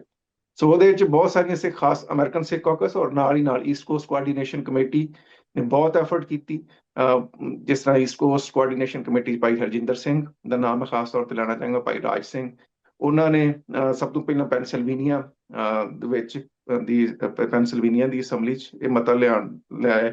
ਇਹ ਹੋਰ ਗੱਲ ਆ ਕਿ ਉਸ ਵੇਲੇ ਵੀ ਕੁਝ ਲੋਕ ਜਿਹੜੇ ਆਪਣੀ ਕਮਿਊਨਿਟੀ ਨੂੰ ਕੰਡੈਮ ਕਰਨਾ ਪਸੰਦ ਕਰਦੇ ਆ ਤੇ ਚਾਹੁੰਦੇ ਨਹੀਂ ਵੀ ਸਿੱਖ ਨਸਲਕੁਸ਼ੀ ਦੀ ਗੱਲ ਚੱਲੇ, ਉਹਨਾਂ ਨੇ ਪੈਨਸਿਲਵੇਨੀਆ 'ਚ ਉਹਦਾ ਵਿਰੋਧ ਕੀਤਾ। ਉਹਦੇ ਬਾਅਦ ਨਿਊ ਜਰਸੀ ਦੇ ਸੈਨੇਟ 'ਚ ਮਤਾ ਲਿਆਉਣ ਦੀ ਕੋਸ਼ਿਸ਼ ਕੀਤੀ। ਉਸ ਵੇਲੇ ਵੀ ਉਹ ਮਿੱਤਰ ਜਿਹੜੇ ਆਪੀ ਤਾਂ ਕੁਝ ਕਰਦੇ ਨਹੀਂ, ਲੇਕਿਨ ਚਾਹੁੰਦੇ ਨਹੀਂ ਕਿ ਸਿੱਖ ਨਸਲਕੁਸ਼ੀ ਦੀ ਗੱਲ ਕਿਸੇ ਪਾਸੇ ਟੁਰੇ, ਉਹਨਾਂ ਨੇ ਉੱਥੇ ਵੀ ਉਹਦੀ ਨਿਖੇਧੀ ਕੀਤੀ। ਤੇ ਉਹਦੇ ਬਾਅਦ ਇੱਕ ਮੈਂਬਰ ਰੈਜ਼ੋਲੂਸ਼ਨ ਟੈਕਸਸ ਦੀ ਸਟੇਟ ਅਸੈਂਬਲੀ 'ਚ ਪਾਸ ਹੋਇਆ, ਤੇ ਉਹ ਟੈਕਸਸ ਦੇ ਜਿਹੜਾ ਰੈਜ਼ੋਲੂਸ਼ਨ ਸੀਗਾ, ਉਹਦੇ ਵਿੱਚ ਬਹੁਤ ਉਹ ਰੈਜ਼ੋਲੂਸ਼ਨ ਹੋਣੀ ਪਿਆ, ਮੈਂਬਰ ਰੈਜ਼ੋਲੂਸ਼ਨ, ਉਹ ਤੇ ਵੀ ਲੋਕਾਂ ਨੇ ਬੜੀ, ਮੈਂ ਉਹ ਪਰਸਨਲੀ ਬਹੁਤ ਜ਼ਿਆਦਾ ਐਫਰਟ ਕੀਤੀ ਸੀਗੀ। ਤੇ ਉਹਦੇ ਵਿੱਚ ਇਹ ਜਿਹੜੀਆਂ ਸਾਰੀਆਂ ਚੀਜ਼ਾਂ ਨਾ, ਕਿ ਸਿੱਖ ਜੈਨੋਸਾਈਡ ਉਹਦੇ ਪੂਰਾ ਪੀਰੀਅਡ ਕਿ ਬਾਅਦ 'ਚ ਹੀ ਚੱਲੀ। ਮੇਰਾ ਤੇ ਆਪਣਾ ਇਹ ਕੌਨਟੈਕਸਟ ਹੈ ਕਿ ਸਿੱਖ ਜੈਨੋਸਾਈਡ ਜਿਹੜੀ ਆ ਉਹ 1984 ਸ਼ੁਰੂ ਹੋਈ ਸੀ, ਮੁੱਕੀ ਨਹੀਂ ਸੀ। ਪਹਿਲਾਂ ਤਾਂ ਲੋਕ ਐਕਡੈਮਿਕਸ ਵੀ ਸਾਰਾ ਇਹ ਲੈਦੇ ਸੀ, ਪਰ ਮੈਂ ਥਰੂ ਆਊਟ ਇਹੀ ਪ੍ਰਚਾਰ ਕੀਤਾ ਵਾ ਕਿ ਸਿੱਖ ਜੈਨੋਸਾਈਡ 1984 ਸ਼ੁਰੂ ਹੋਈ ਆ, ਉੱਥੇ ਮੁੱਕੀ ਨਹੀਂ ਗਈ। ਔਰ ਦੂਸਰਾ ਜਿਹੜਾ ਦਿੱਲੀ ਦੇ ਸੋ ਕਾਲਡ, ਜਿਹਨੂੰ ਇੰਡੀਅਨ ਸਰਕਾਰ ਦੰਗੇ ਕਹਿੰਦੀ ਸੀ, ਕਈ ਸਿੱਖ ਵੀ ਕਹੀ ਜਾਂਦੇ ਸੀ ਕਿ ਦੰਗੇ ਨਹੀਂ ਸੀ, ਮੈਂ ਕਿੰਨੀ ਵਾਰੀ ਕਲੀਅਰ ਕੀਤਾ, ਰॉयਟਿੰਗ ਨਹੀਂ ਸੀ। ਪਰ ਲੱਗਦਾ ਲੋਕਾਂ ਨੇ ਟੈਕਸਟ ਨਹੀਂ ਪੜਿਆ ਜਿਹੜਾ ਇਹ ਹਾਊਸ ਰੈਜ਼ੋਲੂਸ਼ਨ 841 ਔਰ ਇਸ ਤੋਂ ਪਹਿਲਾਂ ਜਿਹੜੀ ਕਾਂਗਰਸ ਸੀ, ਉਸ 'ਚ ਵੀ ਇੱਕ ਰੈਜ਼ੋਲੂਸ਼ਨ 1554 ਇੰਟਰੋਡਿਊਸ ਕਰਾਇਆ ਗਿਆ ਸੀਗਾ। ਇਹ ਹੋਰ ਗੱਲ ਆ ਕਿ ਕਾਂਗਰਸ ਬਿਲਕੁਲ ਉਸ ਵੇਲੇ ਆਪਣੇ ਅਖੀਰਲੇ ਸੈਸ਼ਨਾਂ ਤੇ ਸੀ, ਤੇ ਉਹਦੇ ਤੇ ਫਿਰ ਮਜ਼ੀਦ ਪ੍ਰੋਸੀਡਿੰਗ ਨਾ ਹੋ ਸਕੀ। ਔਰ ਰੂਲ ਇਹ ਆ ਕਿ ਜਿਸ ਵੇਲੇ ਇੱਕ ਇਲੈਕਟਿਡ ਕਾਂਗਰਸ ਦਾ ਜਿਹੜਾ ਟੋਟਲ ਮਿਆਦ ਆ ਪਾਰਲੀਮੈਂਟ ਦੇ ਲੋਅਰ ਹਾਊਸ ਦੀ, ਉਹ 2 ਸਾਲ ਆ, 2 ਸਾਲ ਬਾਅਦ ਕਾਂਗਰਸ ਰੀ-ਇਲੈਕਟ ਹੋ ਕੇ ਆਉਂਦੀ ਆ। ਸੋ ਉਸ ਵੇਲੇ ਅਕਤੂਬਰ ਨਵੰਬਰ 'ਚ ਰੈਜ਼ੋਲੂਸ਼ਨ ਜਿਹੜੀ ਇੰਟਰੋਡਿਊਸ ਕਰਾਈ ਗਈ, ਤੇ ਦਸੰਬਰ 'ਚ ਜਿਹੜਾ ਕਾਂਗਰਸ ਦਾ ਟਾਈਮ ਮੁੱਕ ਗਿਆ, ਸੋ ਉਹਨੂੰ ਫਿਰ ਹੁਣ ਰੀ-ਇੰਟਰੋਡਿਊਸ ਕਰਾਇਆ ਗਿਆ। ਸੋ ਟੈਕਸਸ ਦਾ ਜਿਹੜਾ ਮਤਾ ਸੀ, ਉਹ ਤੇ ਕਿੰਨੇ ਸ਼ੋਅ ਕੀਤੇ ਗਏ ਕਿ ਇਹ ਮਤਾ ਹੈ ਹੀ ਨਹੀਂ, ਇਹ ਤਾਂ ਜੀ ਐਲਾਨਨਾਮਾ ਜਾਂ ਫਲਾਣ ਆ। ਹਾਲਾਂ ਉਹ ਮੈਂਬਰ ਰੈਜ਼ੋਲੂਸ਼ਨ ਸੀ ਔਰ ਬਹੁਤ ਕੰਪਰੀਹੈਂਸਿਵ ਸੀ, ਉਹਦਾ ਵੀ ਮੁਖਾਲਫਤ ਕੀਤੀ ਗਈ। ਫਿਰ ਉਹਦੇ ਬਾਅਦ ਕੈਲੀਫੋਰਨੀਆ ਸਟੇਟ ਅਸੈਂਬਲੀ ਨੇ ਸਿੱਖ ਰੈਜ਼ੋਲੂਸ਼ਨ, ਸਿੱਖ ਜੈਨੋਸਾਈਡ ਉੱਤੇ ਰੈਜ਼ੋਲੂਸ਼ਨ ਪਾਸ ਕੀਤਾ। ਸੋ ਇੰਨੀ ਐਫਰਟਸ ਦੇ ਬਾਅਦ ਜਿਹੜਾ ਜਾ ਕੇ ਉਹ US ਕਾਂਗਰਸ ਦੇ ਵਿੱਚ ਜਿਹੜਾ ਹੈ ਇਹ ਮਤਾ ਲਿਆਇਆ ਗਿਆ। ਔਰ ਉਹਦੇ 'ਚ ਦਿੱਲੀ ਦਾ ਸਿਰਫ ਜ਼ਿਕਰ ਨਹੀਂ ਹੈਗਾ, ਤੁਸੀਂ ਪੜ੍ਹੋ, ਉਹਦੇ 'ਚ ਉਹਨਾਂ ਨੇ ਹੋਰ ਸਾਰੀਆਂ ਸਾਈਟਸ ਲਿਖੀਆਂ ਵਾ, ਕਿਉਂਕਿ ਮੈਂ ਥਰੂ ਆਊਟ ਪ੍ਰਚਾਰ ਹੀ ਇਹ ਕੀਤਾ ਵਾ ਕਿ ਇਹ ਇੱਕ ਦਿੱਲੀ ਦੇ ਸੋ ਕਾਲਡ, ਜਿਹਨੂੰ ਇੰਡੀਅਨ ਸਰਕਾਰ ਕਹਿੰਦੀ ਹੈ ਬਾਏ ਦਾ ਵੇ ਦੰਗੇ, ਅਸੀਂ ਤੇ ਉਹ ਦੰਗੇ ਮੰਨਦੇ ਨਹੀਂ, ਕੰਪਲੀਟਲੀ ਸਿੱਖ ਜੈਨੋਸਾਈਡ ਸੀ। ਉਹਨੂੰ ਜਿਹੜਾ ਹੈ ਉਹਦੇ ਵਿੱਚ ਹੋਰ ਸਾਈਟਸ ਦਾ ਵੀ ਜ਼ਿਕਰ ਆ। ਹਾਂ, ਹੁਣ ਕੁਝ ਚੀਜ਼ਾਂ ਜਿਹਨੂੰ ਮੈਂ ਜ਼ਾਤੀ ਤੌਰ ਤੇ ਵੀ ਸਮਝਣਾ ਕਿ ਮਜ਼ੀਦ ਇੰਪਰੂਵ ਕੀਤੀਆਂ ਜਾ ਸਕਦੀਆਂ ਵਾ, ਜਿਸ ਤਰ੍ਹਾਂ ਇੰਦਰਾ ਗਾਂਧੀ ਦਾ ਜਿਹੜਾ ਕੰਟੈਕਸਟ ਆ ਜਾਂ 3 ਦਿਨਾਂ ਤੋਂ ਜ਼ਿਆਦਾ ਦਾ ਕੰਟੈਕਸਟ ਆ, ਅਸੀਂ ਐਜ਼ ਅ ਕਮਿਊਨਿਟੀ ਸੰਸਥਾ ਦੇ ਤੌਰ ਤੇ ਹਮੇਸ਼ਾ ਆਪਣੇ ਕਾਂਗਰਸਮੈਨਾਂ ਨੂੰ ਇੱਕ ਟੈਕਸਟ ਸੁਜੈਸਟ ਕਰਨੇ ਆ ਕਿ ਇਹ ਚੀਜ਼ਾਂ ਤੁਸੀਂ ਇਹਦੇ ਸ਼ਾਮਲ ਕਰੋ। ਕਾਂਗਰਸਮੈਨ ਵੀ ਕਈ ਵਾਰੀ ਬਹੁਤ ਰਾਜ਼ੀ ਹੁੰਦਾ, ਉਹ ਵਿਚਾਰਾ ਜਿਹੜਾ ਵੀ ਕਾਂਗਰਸਮੈਨ ਨੇ ਇੰਟਰੋਡਿਊਸ ਕਰਾਉਂਦਾ ਵਾ ਉਹ ਆਪਣੀ ਤਰਫੋਂ ਪੂਰੀ ਐਫਰਟ ਕਰਦਾ। ਪਰ ਇੱਕ ਗੱਲ ਤੁਹਾਨੂੰ ਜ਼ਿਹਨ 'ਚ ਹੋਣੀ ਚਾਹੀਦੀ ਆ ਕਿ ਅਮਰੀਕਨ ਸੰਸਦ ਜਿਹੜੀ ਆ ਜਾਂ ਅਮਰੀਕਨ ਪਾਰਲੀਮੈਂਟ ਆ, ਉਹਦੇ ਵਿੱਚ ਇਹ ਨਹੀਂ ਹੈਗਾ ਵੀ ਬੰਦੇ ਨੇ ਜੋ ਕੁਝ ਲਿਖ ਕੇ ਦੇ ਦਿੱਤਾ ਅਗਲਿਆਂ ਨੇ ਉਹ ਹੀ ਪੜ੍ਹ ਦੇਣਾ ਤੇ ਉੱਤੇ ਵੋਟਿੰਗ ਹੋ ਜਾਣੀ। ਉਸ ਤੋਂ ਪਹਿਲਾਂ ਉਹ ਕਈ ਕਮੇਟੀਆਂ 'ਚ ਜਾਂਦਾ, ਜਿਸ ਤਰ੍ਹਾਂ ਜਿਹੜੀ ਇਸ ਵੇਲੇ ਹਾਊਸ ਰੈਜ਼ੋਲੂਸ਼ਨ 841 ਆ, ਉਹ ਇਸ ਵੇਲੇ ਫੋਰਨ ਅਫੇਅਰਸ ਕਮੇਟੀ ਦੇ ਵਿੱਚ ਆ। ਉਸ ਕਮੇਟੀ ਦੇ ਵਿੱਚ ਹੋਰ ਮੈਂਬਰ ਹੁੰਦੇ ਆ, ਉਹਦਾ ਇੱਕ ਇੱਕ ਸ਼ਬਦ ਪੜ੍ਹਦੇ ਆ, ਕਿਉਂਕਿ ਇਹ ਦੁਨੀਆ ਦੇ ਸਭ ਤੋਂ ਸੁਪਰੀਮ ਪਾਰਲੀਮੈਂਟ 'ਚ ਰੈਜ਼ੋਲੂਸ਼ਨ ਆਉਣਾ ਤੇ ਉਹਦੀ ਇੱਕ ਇੱਕ ਸ਼ਬਦ ਨੂੰ ਉਹਨਾਂ ਨੇ ਦੇਖਣਾ। ਸੋ ਜੇ ਉਹ ਇੰਦਰਾ ਗਾਂਧੀ ਦਾ ਕੰਟੈਕਸਟ ਕੰਪਲੀਟਲੀ ਕੱਢ ਦੇਣ ਤੇ ਫਿਰ ਪਾਰਸ਼ੈਲਿਟੀ ਦਾ ਇਲਜ਼ਾਮ ਲੱਗੇਗਾ, ਭਾਰਤ ਸਰਕਾਰ ਉੱਤੇ ਰੌਲਾ ਪਾਏਗੀ। ਫਿਰ ਤੁਹਾਨੂੰ ਮੈਂ ਜਿਸ ਤਰ੍ਹਾਂ ਪਹਿਲਾਂ ਬੇਨਤੀ ਕੀਤੀ ਹੈ ਨਾ ਕਿ ਇਹ ਸਿਰਫ ਸਿੱਖਾਂ ਦੇ ਰਿਪਰੈਜ਼ੈਂਟੇਟਿਵ ਨਹੀਂ ਹੈਗੇ ਜਿਹੜੇ ਅਮਰੀਕਾ ਦੇ ਵਿੱਚ ਮੈਂਬਰ ਪਾਰਲੀਮੈਂਟ ਹੈ ਨਾ। ਸਿੱਖਾਂ ਦੀ ਪਾਪੂਲੇਸ਼ਨ ਕਿੰਨੀ ਹੈ? ਬਹੁਤ ਥੋੜੀ ਵਸੋਂ ਆ ਅਮਰੀਕਾ ਦੇ ਵਿੱਚ। ਹਿੰਦੂ ਕਮਿਊਨਿਟੀ ਜਾਂ ਇੰਡੀਅਨ ਜੈਨਰਿਕ ਕਮਿਊਨਿਟੀ ਬਹੁਤ ਜ਼ਿਆਦਾ ਵਾ, ਫਿਰ ਉਹਨਾਂ ਦੇ ਹੋਰ ਕਨਸਟੀਟੂਐਂਟਸ ਆ। ਔਰ ਇੰਡੀਅਨ ਕੰਟੈਕਸਟ ਨੂੰ ਤੁਸੀਂ ਇੱਕ ਪਾਸੇ ਛੱਡ ਦਿਓ, ਇੱਕ ਖਾਸ ਕੌਮ ਆ ਜਿਹੜੀ ਦੁਨੀਆ 'ਚ ਇਸ ਵੇਲੇ ਬਹੁਤ ਪ੍ਰਭਾਵਸ਼ਾਲੀ ਆ, ਉਹਨਾਂ ਨੇ ਜੈਨੋਸਾਈਡ ਦਾ ਸ਼ਬਦ ਐਕਸਕਲੂਸਿਵਲੀ ਸੋਚਦੇ ਆ ਵੀ ਉਹਨਾਂ ਲਈ ਆ, ਕਿਉਂਕਿ ਜਿਹੜਾ ਜੈਨੋਸਾਈਡ ਦਾ ਰਾਫੇਲ ਲੈਂਪਕਿਨ ਨੇ ਜਿਹੜਾ ਸ਼ਬਦ ਪਹਿਲੀ ਵਾਰੀ ਟਰਮ ਇਸਤੇਮਾਲ ਕੀਤੀ ਨਾ, ਉਹ ਇੱਕ ਖਾਸ ਕੌਮ ਲਈ ਸੈਕੰਡ ਵਰਲਡ ਵਾਰ ਦੇ ਬਾਅਦ ਉਹਨੇ ਯੂਜ਼ ਕੀਤੀ ਸੀ। ਉਹ ਜਿਹੜੀ ਖਾਸ ਇੱਕ ਰਿਲੀਜੀਅਸ ਕੌਮ ਆ ਜਾਂ ਕਮਿਊਨਿਟੀ ਆ ਨਾ ਅਮਰੀਕਾ 'ਚ ਵੀ ਤੇ ਦੁਨੀਆ 'ਚ, ਜਿਨ੍ਹਾਂ ਦਾ ਬਹੁਤ ਪ੍ਰਭਾਵ ਆ, ਉਹ ਸਮਝਦੇ ਆ ਵੀ ਕਿਸੇ ਹੋਰ ਕੌਮ ਨੂੰ ਜੈਨੋਸਾਈਡ ਦਾ ਸ਼ਬਦ ਵਰਤਣ ਦੀ ਇਜਾਜ਼ਤ ਹੀ ਨਹੀਂ ਹੋਣੀ ਚਾਹੀਦੀ।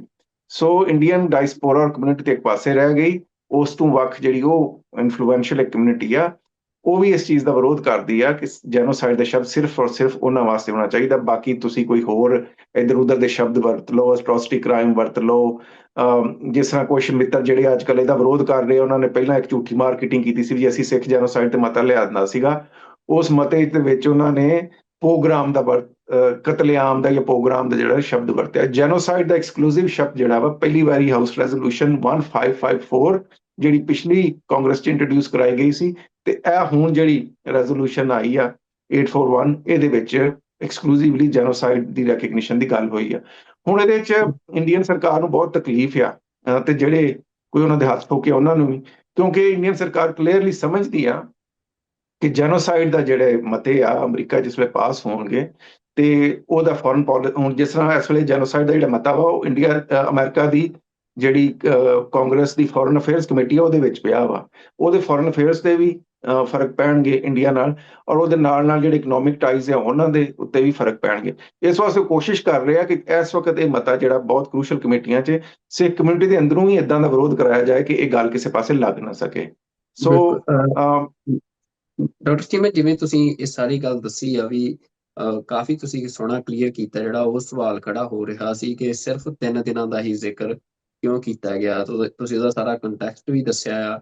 ਇਸ ਤੋਂ ਇਲਾਵਾ ਜਿਹੜਾ ਇਹ ਵੀ ਵੱਡਾ ਮੈਂ ਸਵਾਲ ਇੱਕ ਗੱਲ ਹੋਰ ਕਲੀਅਰ ਕਰਦਾ ਜਾਵਾਂ, ਜਿੰਨਾ ਵਿਰੋਧ ਕਰਨਾ ਹੁੰਦਾ ਨਾ ਉਹ ਹਟਦੇ ਨਹੀਂ ਵਿਰੋਧ ਕਰਨ ਤੋਂ। ਜਿਹੜਾ ਟੈਕਸਸ ਦਾ ਮਤਾ ਸੀਗਾ ਉਹਦੇ 3 ਦਿਨਾਂ ਦੀ ਗੱਲ ਵੀ ਨਹੀਂ ਸੀ, ਇੰਦਰਾ ਗਾਂਧੀ ਦੀ ਗੱਲ ਵੀ ਨਹੀਂ ਸੀ, ਕਿਉਂਕਿ ਤੁਹਾਨੂੰ ਹਰ ਜਿਹੜਾ ਵੀ ਮੈਂਬਰ ਪਾਰਲੀਮੈਂਟ ਹੈ ਨਾ ਤੇ ਹਰ ਸਟੇਟ ਅਸੈਂਬਲੀ ਦੇ ਵਿੱਚ ਉਹਦੀਆਂ ਕਮੇਟੀਆਂ ਹਰ ਚੀਜ਼ ਨੂੰ ਡਿਫਰੈਂਟਲੀ ਦੇਖਦੀਆਂ, ਪਰ ਉਹਦਾ ਵੀ ਵਿਰੋਧ ਕੀਤਾ ਗਿਆ ਸੀ। ਉਹਦੇ ਵਿੱਚ ਤਾਂ ਨਾ 3 ਦਿਨਾਂ ਤੱਕ ਸੀਮਤ ਸੀ, ਨਾ ਇੰਦਰਾ ਗਾਂਧੀ ਦੀ ਗੱਲ ਸੀ, ਪੂਰੇ ਡੈਕੇਡ। ਔਰ ਮੈਂ ਤੁਸੀਂ ਦੇਖੋ ਥਰੂ ਆਊਟ ਪ੍ਰਚਾਰ ਹੀ ਇਹ ਕਰਦਾ ਆ ਕਿ ਸਿੱਖ ਜੈਨੋਸਾਈਡ 84 'ਚ ਸ਼ੁਰੂ ਹੋਈ ਸੀ, ਇਹ ਪੂਰਾ ਇੱਕ ਦਹਾਕਾ ਚੱਲੀ। ਔਰ ਮੈਂ ਆਪਣਾ ਪਰਸਨਲ ਕੰਟੈਕਸਟ ਵੀ ਦੱਸਣਾ ਕਿ ਮੈਂ ਲਾਹੌਰ 'ਚ ਰਹਿੰਦਿਆਂ ਹੋਇਆਂ ਕਈ ਵਾਰੀ ਪਹਿਲਾਂ ਵੀ ਕਿਹਾ ਕਿ ਹੜ੍ਹ ਦੇ ਵਿੱਚ ਆਈਆਂ ਸਿੱਖ ਨੌਜਵਾਨਾਂ ਦੀਆਂ 1994-93 ਦੇ ਵਿੱਚ ਹੜ੍ਹ 'ਚ ਆਈਆਂ ਲਾਸ਼ਾਂ ਜਿਹੜੀਆਂ ਰਾਵੀ 'ਚ ਰੁੜਦੀਆਂ ਆਪਣੀਆਂ ਅੱਖਾਂ ਨਾਲ ਦੇਖੀਆਂ। ਇਸੇ ਵਾਸਤੇ ਹੀ ਮੈਨੂੰ ਸਿੱਖ ਜੈਨੋਸਾਈਡ ਭੁੱਲਦੀ ਨਹੀਂ ਹੈਗੀ। ਪਰ ਫਿਰ ਗੱਲ ਇਹੀ ਆ ਕਿ ਜਦੋਂ ਤੁਸੀਂ ਕਿਸੇ ਪਾਰਲੀਮੈਂਟ ਨਾਲ ਕੰਮ ਕਰਨਾ ਤੇ ਤੁਸੀਂ ਕੋਈ ਚੀਜ਼ਾਂ ਸੁਜੈਸਟ ਕਰ ਸਕਦੇ ਹੋ, ਉਹਦੇ ਬਾਅਦ ਉਹ ਜਿਹੜੇ ਮੈਂਬਰ ਪਾਰਲੀਮੈਂਟ ਆ ਔਰ ਜਿਹੜੀਆਂ ਫੋਰਨ ਅਫੇਅਰਸ ਔਰ ਐਥਿਕਸ ਕਮੇਟੀ ਆ ਉਹਦੀ ਵੈਟਿੰਗ ਕਰਦੀਆਂ ਵਾ। ਕੁਝ ਚੀਜ਼ਾਂ ਤੁਹਾਨੂੰ ਉਹਨਾਂ ਦੀਆਂ ਮੰਨਣੀਆਂ ਪੈਂਦੀਆਂ। ਪਰ ਜਿਹੜੇ ਮਿੱਤਰ ਇਹਦੀ ਨਿਖੇਧੀ ਕਰ ਰਹੇ ਆ ਉਹਨਾਂ ਨੂੰ ਹੱਥ ਬੰਨ੍ਹ ਕੇ ਬੇਨਤੀ ਆ ਵੀ ਤੁਸੀਂ ਜਿਹੜੇ ਨਿਖੇਧੀ ਕਰਨ ਵਾਲੇ, ਤੁਸੀਂ ਵੀ ਅਮਰੀਕਾ ਹੀ ਰਹਿੰਦੇ ਹੋ ਨਾ, ਤੁਸੀਂ ਵੀ ਆਪਣੇ ਰਿਸੋਰਸਿਸ ਵਰਤੋ। ਕਿਸੇ ਨੇ ਠੇਕਾ ਤਾਂ ਨਹੀਂ, ਇੱਕ ਇਕੱਲੇ ਬੰਦੇ ਨੇ ਤਾਂ ਨਹੀਂ ਠੇਕਾ ਲਿਆ ਹੋਇਆ ਜਾਂ ਇੱਕ ਸੰਸਥਾ ਨੇ ਕਿ ਉਹਨੇ ਹੀ ਕੰਮ ਕਰਨਾ, ਤੁਸੀਂ ਕੰਮ ਕਰ ਲਓ। ਆਖਰ ਜਿਹੜੀ ਹੈ ਤੁਹਾਨੂੰ ਠੀਕ ਨਹੀਂ ਲੱਗਦੀ, ਤੁਸੀਂ ਉਹ 'ਚ ਵਾਧਾ ਘਾਟਾ ਕਰਾਉਣਾ ਚਾਹੁੰਦੇ ਹੋ, ਤੁਸੀਂ ਆਪਣੇ ਜਿਹੜੇ ਮੈਂਬਰ ਤੁਹਾਡੇ ਪਾਰਲੀਮੈਂਟ ਆ ਜਾਂ ਕਾਂਗਰਸਮੈਨ ਆ, ਸੈਨੇਟਰ ਆ, ਬਜਾਏ ਦੇ ਵੀ ਤੁਸੀਂ ਨਿਖੇਧੀ ਕਰੋ। ਜਿਹੜੇ ਲੋਕ ਐਫਰਟਸ ਕਰ ਰਹੇ ਆ, ਆਪਣਾ ਪੈਸਾ ਲਾ ਰਹੇ ਆ, ਆਪਣਾ ਟਾਈਮ ਲਾ ਰਹੇ ਆ, ਸਿਰ ਖਪਾਈ ਕਰ ਰਹੇ ਆ, ਉਹਨਾਂ ਦੀ ਨਿਖੇਧੀ ਕਰਨ ਦੀ ਬਜਾਏ ਔਰ ਉਹਨਾਂ ਦੇ ਕਿੰਤੂ ਪਰੰਤੂ ਕਰਨ ਦੀ ਬਜਾਏ ਤੁਸੀਂ ਕੋਈ ਥੋੜਾ ਕੰਸਟਰਕਟਿਵ ਕੰਮ ਕਰੋ ਕਿ ਤੁਸੀਂ ਇਹ ਪੈਰਲਲ ਐਫਰਟਸ ਕਰਕੇ ਜਿਹੜੀਆਂ ਕਮੀਆਂ ਪੇਸ਼ੀਆਂ ਰਹਿ ਗਈਆਂ ਉਹ ਤੁਸੀਂ ਕੱਢ ਲਓ ਜੀ। ਤੇ ਡਾਕਟਰ ਜੀ, ਮੈਂ ਜਿਵੇਂ ਇੱਕ ਇਹਦੇ ਚ ਮੈਂ ਅੱਗੇ ਜਾਣ ਤੋਂ ਪਹਿਲਾਂ ਜਿਹੜੇ ਵਿਰੋਧ ਉੱਠੇ ਆ ਉਹਨਾਂ ਦੇ ਵਿੱਚੋਂ ਹੋਰ ਵਿਰੋਧ ਦੀ ਗੱਲ ਕਰਾਂ। ਤੁਸੀਂ ਦੱਸਿਆ ਕਿ ਫੋਰਨ ਅਫੇਅਰਸ ਕਮੇਟੀ ਦੇ ਵਿੱਚ ਇਹ ਰੈਜ਼ੋਲੂਸ਼ਨ ਜਿਹੜਾ ਇਸ ਟਾਈਮ ਪਿਆ ਆ, ਤਾਂ ਇਹਦਾ ਜੀ ਪ੍ਰੋਸੈਸ ਕੀ ਆ, ਕਦੋਂ ਤੱਕ? ਕਿਉਂਕਿ ਜਿਹੜੀ ਹੁਣ ਦੀ ਕਾਂਗਰਸ ਆ ਉਹਦੀ ਵੀ ਜਿਹੜੀ ਮਿਆਦ ਆ ਉਹ ਖਤਮ ਹੋ ਜਾਣੀ ਆ, ਤਾਂ ਇਹਦੇ ਪਾਸ ਹੋਣ ਦੇ ਕਦੋਂ ਤੱਕ ਚਾਂਸਸ ਨੇ, ਤੇ ਕੀ ਪ੍ਰੋਸੈਸ, ਕੀ ਸਿਸਟਮ ਆ ਅੱਗੇ ਜਿਹਦੇ ਰਾਹੀਂ ਇਹ ਪਾਸ ਹੋ ਦੇਖੋ, ਸਕਦਾ? ਤੁਹਾਨੂੰ ਪਤਾ ਕਿ ਜਿਹੜੀ ਕਾਂਗਰਸ ਦੀ ਮਿਆਦ ਹੈ ਉਹ ਕੁੱਲ 2 ਸਾਲ ਹੁੰਦੀ ਆ। ਇਸ ਵੇਲੇ ਇਸ ਵਾਰੀ ਜਿਹੜਾ ਵਾ ਇਹ ਤੇ ਮਜ਼ੀਦ ਕੰਮ ਇਹ ਕੀਤਾ ਗਿਆ ਕਿ ਪਿਛਲੀ ਵਾਰੀ ਜਿਹੜਾ ਇਹਨੂੰ ਪੂਰਾ ਸਪੀਅਰ ਹੈਡ ਕਰਦਾ ਸੀ ਅਮਰੀਕਨ ਸਿੱਖ ਕਾਕਸ ਕਰਦਾ ਸੀ, ਤੇ ਡੇਵਿਡ ਵੈਲਾਡੇਓ ਜਿਹੜੇ ਇੰਟਰੋਡਿਊਸਰ ਆ ਉਹ ਅਮਰੀਕਨ ਸਿੱਖ ਕਾਕਸ ਦੇ ਜਿਹੜੇ ਆ ਉਹ ਫਾਊਂਡਿੰਗ ਕੋ-ਚੇਅਰ ਨੇ। ਡੇਵਿਡ ਵੈਲਾਡੇਓ ਉਹ ਬੰਦੇ ਆ ਜਿਨ੍ਹਾਂ ਨੇ ਕਿਸਾਨੀ ਸੰਘਰਸ਼ 'ਚ ਵੀ ਹਜੇ ਪਾਰਲੀਮੈਂਟ ਦੇ ਮੈਂਬਰ ਇਲੈਕਟ ਹੀ ਹੋਏ ਸੀ, ਹਜੇ ਇਹਨਾਂ ਜਾ ਕੇ ਸਹੁੰ ਨਹੀਂ ਸੀ ਚੁੱਕੀ ਵਾਸ਼ਿੰਗਟਨ ਡੀਸੀ 'ਚ, ਤੇ ਇਹਨਾਂ ਨੇ as congressman elect Indian consulate ਆਪਣੇ ਹਾਈ ਕਮਿਸ਼ਨਰ ਨੂੰ ਖਤ ਲਿਖਿਆ ਸੀ ਕਿਸਾਨੀ ਸੰਘਰਸ਼ ਦੇ ਹੱਕ 'ਚ। ਸੋ ਉਹ ਇਸ ਕਮਿਊਨਿਟੀ ਦੇ ਬਹੁਤ ਤਗੜੇ ਫਰੈਂਡ ਆ ਔਰ ਰਿਪਬਲਿਕਨ ਵੀ ਆ। ਇਹ ਵੀ ਬਹੁਤ ਜ਼ਰੂਰੀ ਹੁੰਦਾ ਦੇਖਣਾ ਕਿ ਜਿਸ ਪਾਰਟੀ ਦੀ ਸਰਕਾਰ ਆ ਉਹਦੇ ਵੱਲੋਂ ਸਪੋਰਟ ਮਿਲੇ। ਸੋ ਡੇਵਿਡ ਇਹਦੇ ਵਿੱਚ ਕਾਫੀ ਐਫਰਟਸ ਕਰ ਰਹੇ ਆ। ਉਹਦੇ ਵਾਸਤੇ ਫਿਰ ਤੁਹਾਨੂੰ ਕੋ ਸਪਾਂਸਰ ਲੱਭਣੇ ਪੈਂਦੇ ਆ, ਕਿਉਂਕਿ ਉਹਨੂੰ ਇੱਕ ਕਾਂਗਰਸਮੈਨ ਇੰਟਰੋਡਿਊਸ ਕਰਾਉਂਦਾ, ਫਿਰ ਤੁਹਾਨੂੰ ਹੋਰ ਕਾਂਗਰਸਮੈਨਾਂ ਨੂੰ ਲੌਬਿੰਗ ਕਰਨੀ ਪੈਂਦੀ ਆ ਵੀ ਭਾਈ ਤੁਸੀਂ ਵੀ ਇਹਨੂੰ ਸਪੋਰਟ ਕਰੋ। ਅਕਾਲ ਪੁਰਖ ਨੇ ਮਿਹਰ ਕੀਤੀ ਆ ਕਿ ਕਾਫੀ ਹੁਣ ਕਾਂਗਰਸਮੈਨਾਂ ਨੇ ਆਲਰੇਡੀ ਇਹਨੂੰ ਸਾਈਨ ਅਪ ਕੀਤਾ ਵਾ। ਫਿਰ ਦੂਸਰਾ ਜਿਹੜਾ ਮੇਜਰ ਡਿਫਰੈਂਸ ਹੈ ਜਿਹਦਾ ਭਾਰਤ ਸਰਕਾਰ ਤੇ ਉਹਦੇ ਹੱਥ ਠੋਕਿਆਂ ਨੂੰ ਹੀ ਦਰਦ ਹੋ ਰਹੀ ਹੈ ਬਹੁਤੀ, ਉਹ ਇਹ ਆ ਕਿ ਜਿਹੜੀ 1554 ਸੀ ਇਸ ਤੋਂ ਪਹਿਲੇ ਵਾਲੀ ਕਾਂਗਰਸ 'ਚ, ਉਹਨੂੰ ਸਪੀਅਰ ਹੈਡ ਕੀਤਾ ਸੀਗਾ ਸਿਰਫ ਅਮਰੀਕਨ ਸਿੱਖ ਕਾਕਸ ਨੇ ਤੇ ਈਸਟ ਕੋਸਟ ਕੋਆਰਡੀਨੇਸ਼ਨ ਕਮੇਟੀ ਨੇ। ਪਰ ਜਿਹੜੀ ਇਹ ਹੁਣ 841 ਆਈ ਆ, ਇਹਨੂੰ ਅਕ੍ਰੋਸ ਦਾ ਯੂਐਸ ਜਿੰਨੀਆਂ ਸਿੱਖਾਂ ਦੀਆਂ ਸਨਮੋਰ ਸੰਸਥਾਵਾਂ ਵਾ ਉਹਨਾਂ ਸਾਰੀਆਂ ਨੇ ਸਪੋਰਟ ਕੀਤਾ। ਸੋ ਇਹ ਵੀ ਬਹੁਤ ਪੀੜਿਆ ਜਿਹੜੇ ਸਿੱਖ ਵਿਰੋਧੀ ਕੁਝ ਐਲੀਮੈਂਟ ਆ ਕਿ ਇਹ ਸਿੱਖ ਜਥੇਬੰਦੀਆਂ ਇਕੱਠੀਆਂ ਕਿਉਂ ਹੋ ਰਹੀਆਂ ਵਾ, ਕਿਉਂਕਿ ਮੇਰੀ ਹਮੇਸ਼ਾ ਇਹ ਕੋਸ਼ਿਸ਼ ਰਹੀ ਆ ਕਿ ਇਹ ਜਿਹੜੀ ਸਿੱਖ ਜੈਨੋਸਾਈਡ ਦਾ ਰੈਜ਼ੋਲੂਸ਼ਨ ਆ ਇਹ ਸਿਰਫ ਇੱਕ ਬੰਦੇ ਦਾ ਜਾਂ ਇੱਕ ਸੰਸਥਾ ਦਾ ਕਾਜ਼ ਨਹੀਂ ਹੈਗਾ। ਤੁਹਾਡੇ ਆਪਸ 'ਚ ਜਿੰਨੇ ਮਰਜ਼ੀ ਇਖਤਲਾਫ ਹੋਣ, ਜਿੰਨੇ ਮਰਜ਼ੀ ਡਿਫਰੈਂਸਿਸ ਹੋਣ, ਤੁਹਾਨੂੰ ਇਹਨਾਂ ਸਾਰੀਆਂ ਸੰਸਥਾਵਾਂ ਨੂੰ ਰਲ ਕੇ ਕਰਨਾ ਚਾਹੀਦਾ। ਅੱਛਾ, ਹੁਣ ਆਉਂਦੇ ਆ ਇਸ ਪਾਸੇ। ਦੇਖੋ, ਇਹ ਇਸ ਵੇਲੇ ਜਿਹੜਾ ਫੋਰਨ ਅਫੇਅਰਸ ਕਮੇਟੀ 'ਚ ਆ, ਫਿਰ ਐਥਿਕਸ ਕਮੇਟੀ ਔਰ ਡਿਫਰੈਂਟ ਕਮੇਟੀਆਂ ਦੇਖ ਕੇ ਇਹਨੂੰ ਫਿਰ ਟੇਬਲ ਕਰਦੀਆਂ ਵਾ ਔਨ ਦਾ ਫਲੋਰ। ਕਾਂਗਰਸ ਕੋਲ ਹਜੇ ਅਗਲੇ ਸਾਲ ਦਾ ਟਾਈਮ ਹੈਗਾ।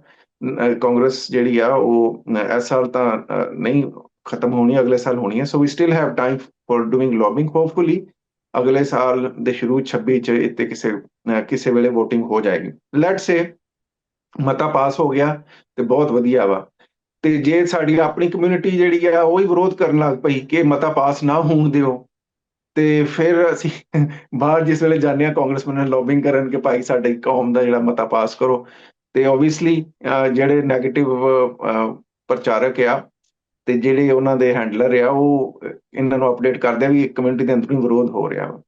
ਸੋ ਸਾਡੇ ਲਈ ਇੱਕ ਔਕੜ ਤੇ ਹੈ ਵੀ ਅਸਾਂ ਕਾਂਗਰਸਮੈਨਾਂ ਨੂੰ ਕਨਵਿੰਸ ਕਰਨਾ। ਉਸ ਤੋਂ ਵੱਡੀ ਮੁਸੀਬਤ ਇਹ ਹੈ ਕਿ ਆਪਣੀ ਕਮਿਊਨਿਟੀ ਦੇ ਬੰਦੇ ਜਿਹੜੇ ਆ ਜਿਨ੍ਹਾਂ ਨੂੰ ਪਤਾ ਨਹੀਂ ਕਮਿਊਨਿਟੀ ਨਾਲ ਕੋਈ ਵੈਰ ਆ ਜਾਂ ਲੋਕਾਂ ਨਾਲ ਵੈਰ ਆ, ਉਹਨਾਂ ਨੂੰ ਮੇਰੀ ਇਹ ਬੇਨਤੀ ਆ, ਤੁਹਾਨੂੰ ਇੰਡੀਵਿਜੂਅਲਸ ਨਾਲ ਵੈਰ ਹੋ ਸਕਦਾ, ਉਹ ਵੈਰ ਕਿਸੇ ਹੋਰ ਥਾਂ ਵਿੱਢਿਓ। ਜਿਹੜੀ ਕੌਮ ਦੇ ਦਰਦ ਦੀ ਗੱਲ ਆ, ਕੌਮ ਦੇ ਜੈਨੋਸਾਈਡ ਦੀ, ਨਸਲਕੁਸ਼ੀ ਦੀ ਗੱਲ ਆ, ਇਹਨੂੰ ਅੱਗੇ ਟੁਰਨ ਦਿਓ।